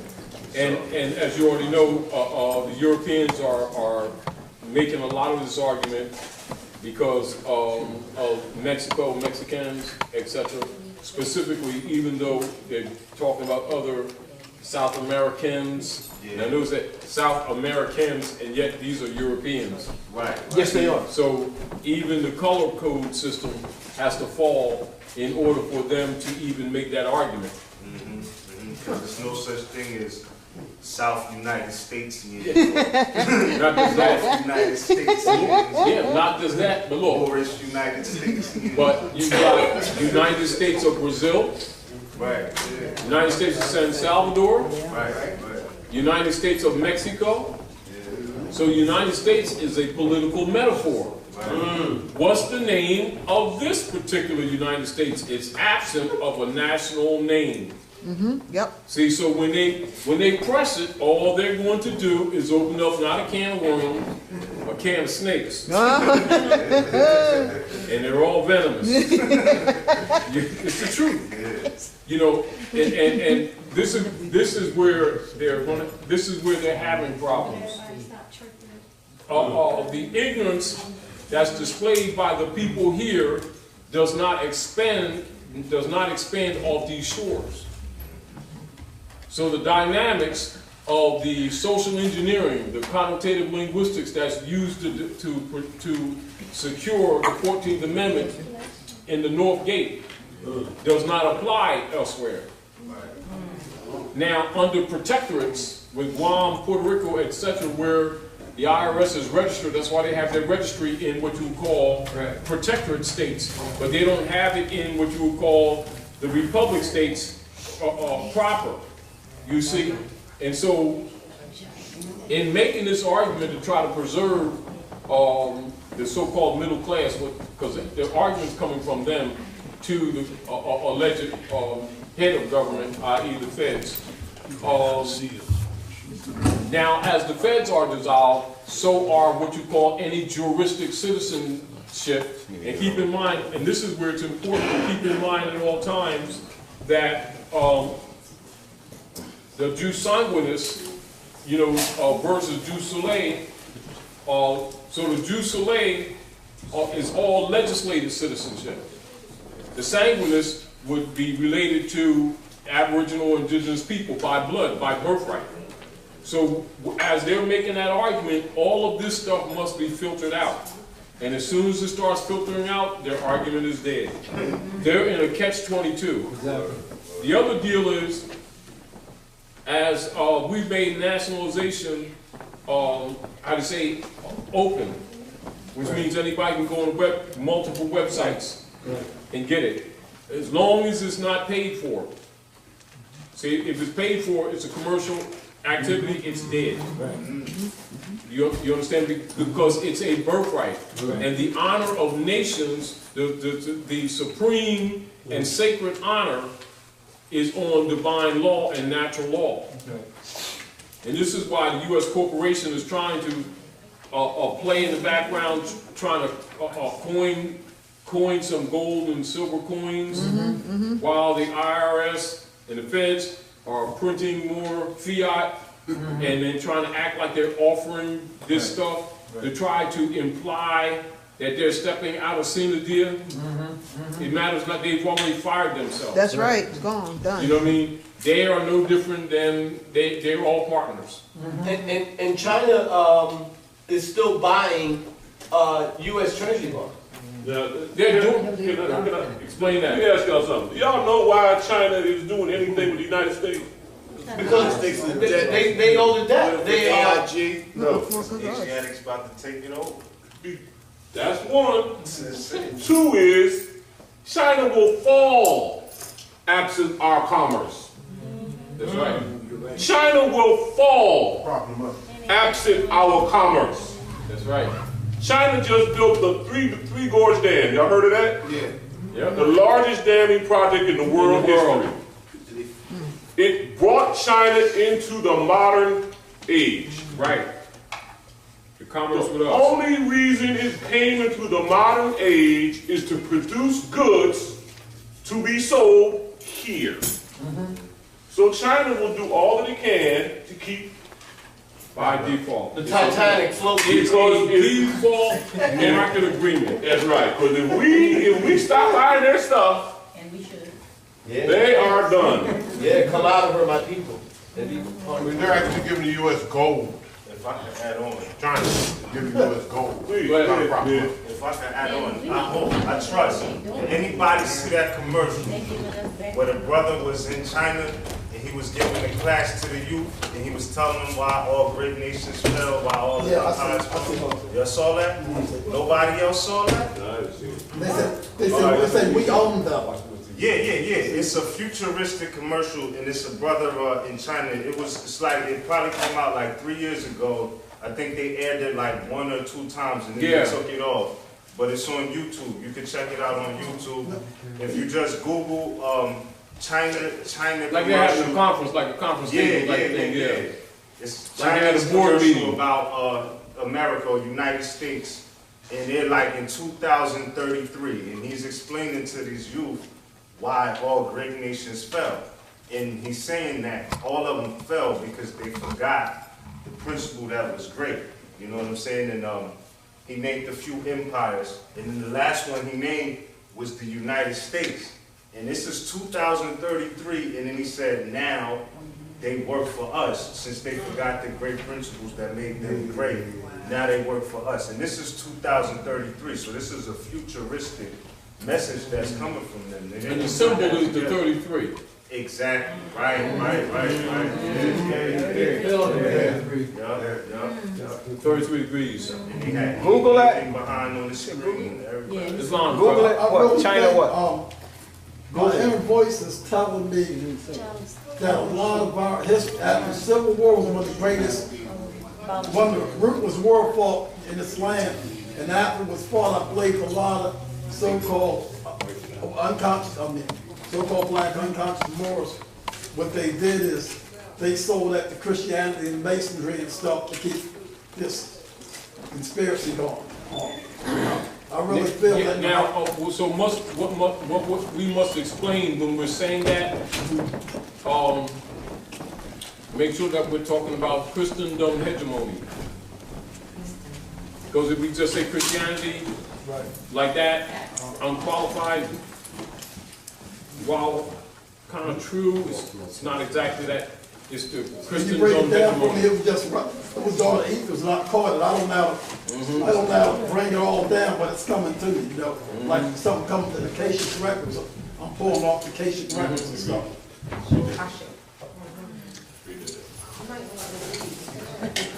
Islam.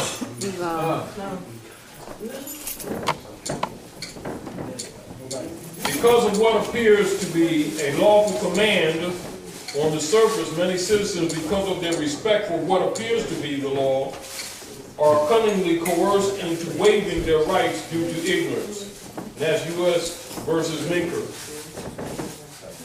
And the entire taxing and monetary systems are hereby placed under the UCC, that's the Federal Tax Lien Act of 1966. And as you can see, I think it was between 1966 and 1968 when corporate Texas was coerced into agreeing, and that's when they became uniform. About that time, between 66 and 68. You know, prior to that, they were just commercial codes. But they became uniform after they got blackmailed. You know, but it's back to really understanding the system, understanding how it works, etc.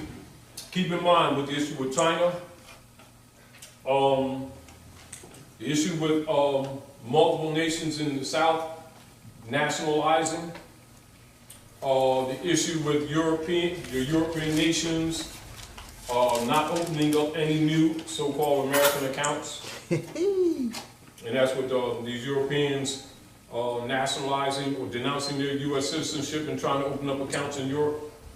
They're shutting them down. So stuff's hitting the fan anyway. And also, Taj, Australia is no longer using U.S. dollars, quote unquote, with China. That was announced 2 weeks ago. Oh yes, and that's the same. And then they have the unaligned nations. So they have an assembly of unaligned nations that are operating like in the same principle as the United Nations, absent of U.S. and Britain, etc. And don't forget Basel III compliance. Basel III compliance. Basel? Basel III, yeah. All currencies must have backing of substance. B-A-Z? B-A-S. B-A-S-I-L. B-A-S-I-l. That's it then. 184.9. They've been working on it. They've been working on it. it's coming into fruition soon, but when it comes into fruition, it's going to bring in some heartache and pain. Yes, that's it. And that's why. Basel 3 compliance, y'all Google it, y'all start learning about it, start figuring out, and tell everybody you know to get their money out them retirement funds that ain't gonna be there. Ain't no money, Get that ain't money no out credit and debits. Whatever you want to call it, they think it's money, tell them it's money. Tell them to read about Basel 3 so that they'll start trying to say they hide. So that you saying they should invest that. They should turn it into something real. Turn it into real. While they can still move it. And while they got a chance to, you know, people been working 20 and 30 years, they got pensions laying around, they planning on them pensions. Them pensions is going to disappear at the drop of a hat. They can't satisfy them anyway. That's what the civil unrest is going to be. It's going to be the Europeans. They're going to lose their mind. Losing their mind. It's more they should take cover. To take cover, stay inside, have enough food for 3 months. But the only way the boys won't know to take cover is because they're not going to be in the distress that the Europeans are in. They're going to go crazy. Because you don't told them, hey, listen, y'all. Like y'all know I do this blog talk show. All I'm doing is telling people are hard-headed, rebellious. Narrow is the path, but a few gonna be on it. Right. Tell them to read about Basel 3, and after you tell them to read about Basel 3, tell them, I've just washed my hands. What happens, happens. All right? All right, y'all tell everybody you love and care about, go learn about Basel 3, because it's getting ready to hit. It's gonna hit any daggum day. Well, you know, the mayor of Baltimore City, I think just started, or they're getting ready to implement, that those that are not public safety employees, non-public safety employees, they want them to start paying out of their pension, they want out of their payroll checks, 1%, 2%, on up to 5% every year into a pension plan. And this is what Baltimore City mayor just did. Matter of fact, Monday I went to city council meeting, and they had a city council meeting, and they were arguing at the city council meeting, and that's what the mayor's doing. She wants people who are non-public safety, not that they don't have armed rapid fire or whatever. Non-public safety. Yeah, absolutely. Expendable. Yes, absolutely. But I actually thought that one of the reasons why they were having more of the Latino brothers, I don't want to say Latino, but our South American brothers and sisters coming in is also to get new revenue with birth certificates. No, they're selling citizenship. Yeah. This was their agreement. Their agreement with world citizenship for people coming into the corporate entity is 500,000 notes invested in any business, etc. They would bypass the green card stuff. With the brothers and sisters from the South, they're going to do amnesty without amnesty. Because in accord with international law, they can't block them anyway. This is the real reason why they can't. This is why they have difficulty, because they're trying to pacify the middle-class Europeans here who have no nationality, when the brothers and sisters from the island are Americans, and these people who are complaining ain't even Americans, and they don't have a nationality card, and these are nationals. And so these are members, citizens of the American states. Right. And since the U.S. corporation has been dissolved. Yeah, the other thing that Brother Abdullah talks about a lot is the fact that how they changed the demographics of everything. You know, they were Italian, they were Spanish one day, and now they become white. They also doing it to bolster the numbers. You know, because as it's steady slipping away, it's out of their grasp. You know what I mean? They figure, you know, well, the confirmation is Obama being elected 2 times. You know, that they just can't rally the rally cry of American exceptionalism, code word for white supremacy. America, you know, that's what they use it for, you know what I mean? And see, Obama's a national. You know. And now they know. I mean, now they know that they are no longer the ruling class. They're niggers, man. They're niggers, man. So they need not been in the first place. Their major problem is that we insisted on continuing to be black people and Christians. Yes. Wow. Islam. So this thing about every state passing a law that same sex, is that to pull in distraction? It's to pacify. It's BS distraction. Right. This one must be. Let's make this very clear. And it's a true side. Let's make this very down the clear. drain, too. Let's make this very clear. All of the states of are dissolved. Yes. Now, there are any claims that they make in contradistinction to the Republic, right? All right. Now, the United States Republic. United States Republic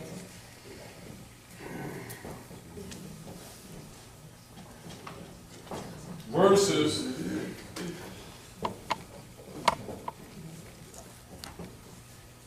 United States of. Colonial versus. Right?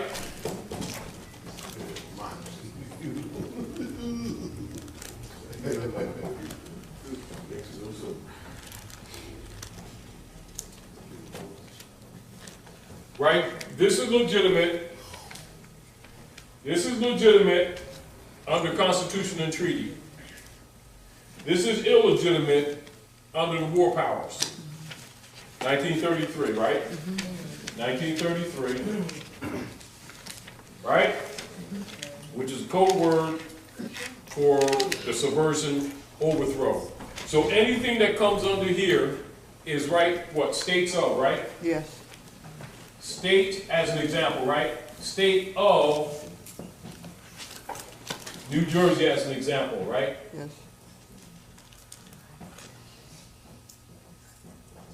Right? That's de facto. Right?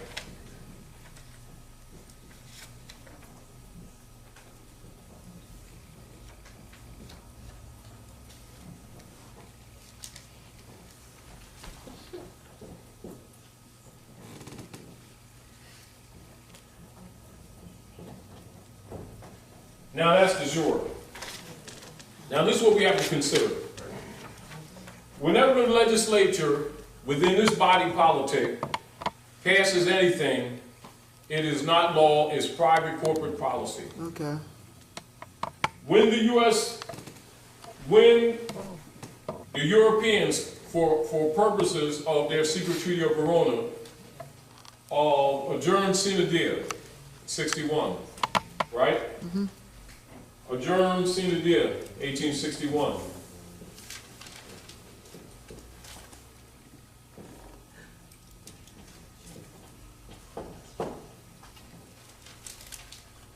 Without day, that gave them a window to introduce the Pope's rulership, which is what they were doing later incrementally, and what they were doing, like say with Woodrow Wilson, to counter Noble Drew Ali. So in 1913, after Drew Ali set up the old Canaanite temple, they met with the representatives of the popes of Rome, sold the government. All right? So what they sold was themselves. Because keep in mind, all debts and contracted and engagements entered into before the adoption of that Constitution shall be binding against the United States under this Constitution as under the Confederation. And all treaties made or which shall be made in pursuance thereof shall be the supreme law of the land. So all they did was dismiss themselves and the Treaty of Peace and Friendship, the supreme law of the land. Now who's the heirs? Problem. They still call themselves black. Right. And they still what? Playing these mystical games with Noble Drew Ali. Whether they believe him or not, whether they think he's a prophet or not. All this kind of things. And their estate has been delivered back to them. And we have to have meetings like this still trying to convince these people that they're Moors, which makes them incompetent. Collectively, not every individual. Now the Europeans, knowing this, know that when the heirs to the estate begin to declare their nationality, they don't have to capture those documents, they become dead paper. Do you understand? And see, so what occurs is, under the feudal democracy, which is unconstitutional and is foreign, any issues made by them in the name of law is indeed not law. Right. And can never be law. Okay. They're only dealing with policy. The only thing they can get away with, put it this way, is the heirs continuing to play this black game of incompetence, and by default, their de facto position gives the appearance of standing simply because the heirs are still on drugs. Well, really, you know, they say, you know, when they're saying religion is the opiate for the masses, what they mean the dogma, that these people, they're still under the mysticism of the church. Yes. Therefore, by their own agreement, they belong to the popes of Rome. I don't mean to, I don't mean to interrupt, but a thought came to mind. A few weeks ago, I saw in the paper where you all, if anybody's familiar with Rick Warren, and the purpose-driven church, and how it just swept the world. And a few weeks ago, you probably saw the paper where his son committed suicide, which is, it just goes to show you how a lot of the deception is now being revealed, you know, even at that level. Because here's a man who has led thousands into their purpose and how the, you know, direction and so forth. And now the world knows that he couldn't even deal with his own household because something was going on where his son committed suicide. So they painted him as a fine young man and so forth. But I think it just begins to show you that the curtain is being pulled back. You know, of course, people are going down the Yellow Brick Road, as was said, and as you said, and you go down that road and you pull back the curtain, and they're saying, pay no attention to this. He was a really good guy, but he killed himself. Yes. So it leads me to say, believe that, or know that what you put out there, you know, I'm suspicious of it. Well, we're suspicious of it because we know it's based on dogma, but it had no power to even save your own son to keep his life, you know, intact. So a lot of these things are happening. You're beginning to see. I saw it when Zachary Timms was found in the New York hotel room with, you know, with drugs, you know, and he was in there by himself. So it's beginning. The curtain is being pulled back on a lot of this deception and the dogma. The mysticism is dying because it's the blind faith that keeps. In other words, they need the blind faith. That's what keeps them alive. Right. And just like the fiat and faith are related. Okay. When the faith of the fraud dies, the power of it dies. Yes, because it's the full faith and credit of the United States upon the heirs' estate. Remember the Berlin Conference? 1884, 1885, Christian nations met to divide up and divvy up the Ottoman Empire, including the Moorish Empire. And so when you're looking at the secret treaty of Verona, with it being brought to the floor of the House of Representatives, the American Diplomatic Code, 1884. Then 18, get ahead. You understand? Then on the floor, they talk in 1862, and then bringing it in, discussing it, and then making reference to the Monroe Doctrine. So now you're dealing with acts of states. So when you're talking acts of states, you're dealing with nation state. So all this stuff, you know, from an international perspective, is hitting the fan. The people who haven't been educated, you know, looking at other things, you know, whether DCCs and all, they're not looking at this stuff as dead. You know, our real problem is the heirs to the world's largest estate is still playing games. And we're trying to wake them up. Europeans trying to kill them off. So they, you know, because it's like this. This is what's really going to happen. You're Moorish American, it won't matter whether you have any money or not. Right. You can just go claim stuff. That's right. You know, and that's what they're afraid of. That's what they're really afraid of, that you finally recognize this. And you're bumping through hoops, jumping through hoops, thinking about processes, Think about, you know, UCC1 financial statement. You should be making a UCC1 if you're going to do anything. UCC1 estate statement. How about that? It's mine. You know, I'm just really, you know, because once you really understand this thing, because all the instruments that are moved, even under the UCCs, has nothing to do with money. It has to do with movements into an estate. Because the account on money is closed. They ain't got none.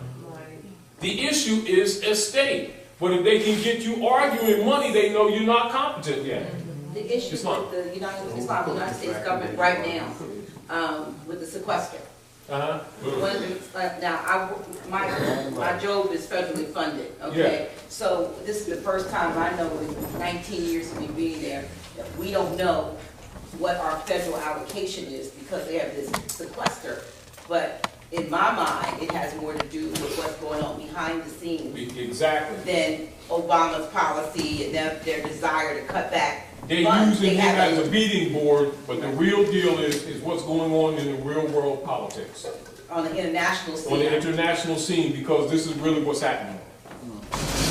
Bankrupt entity can't continue to keep doing business when it's been bankrupt 4 times. Because if it's bankrupt one time, it's out. Now, so forget the bankruptcy. Consider Sina Dia, 61, they're dead. They're counting, they have difficulty now because people are nationalizing in droves. But decades past, they weren't as concerned because even though there were a lot of nationals, there were a couple million nationals, their concepts were not clear. They were looking at this from a religious perspective. In their mind, what they thought was religious perspective. But people are beginning to understand the estate issue. Even though, you know, it's like they're dragging and kicking and scratching. Yes. You know, they're coming into the 22nd century.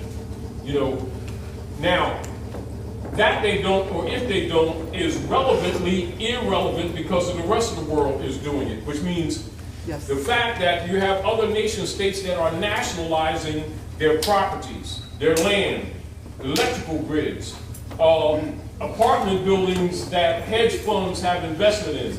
This is basically what has happened. Study Venezuela and Bolivia, and that'll give you an idea of what's happening to the stock market.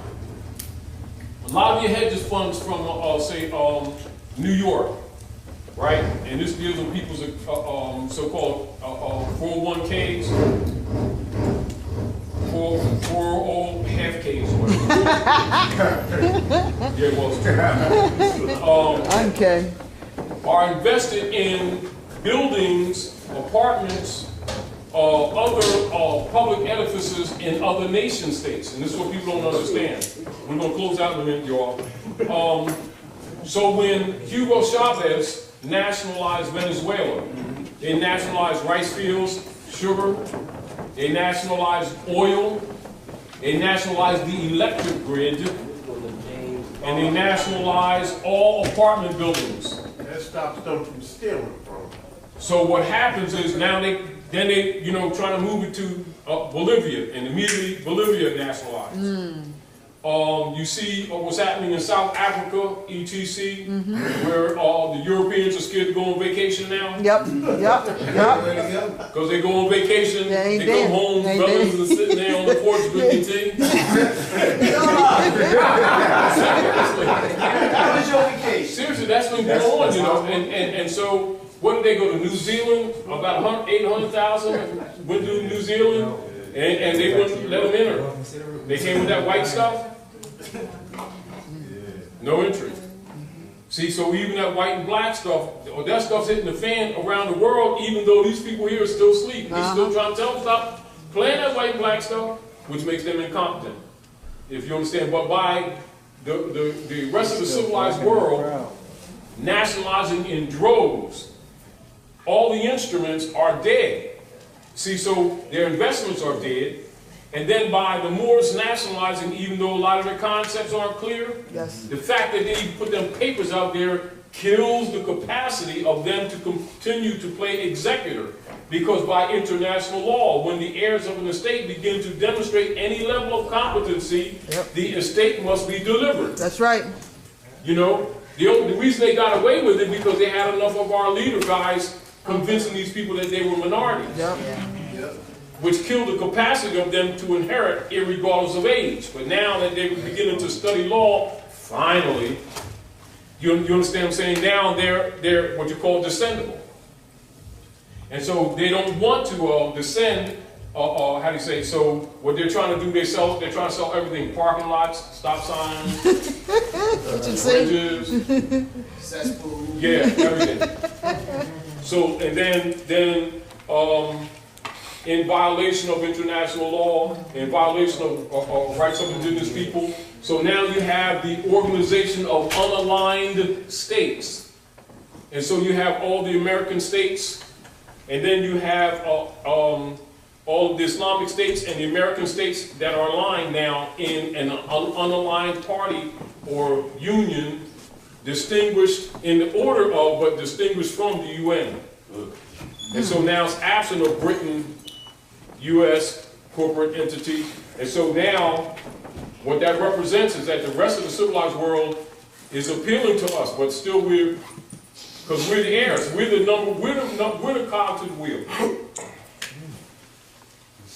And so these Europeans are going to be throwing out everything. UCCs, somebody else to see, P on me, and you go for that too.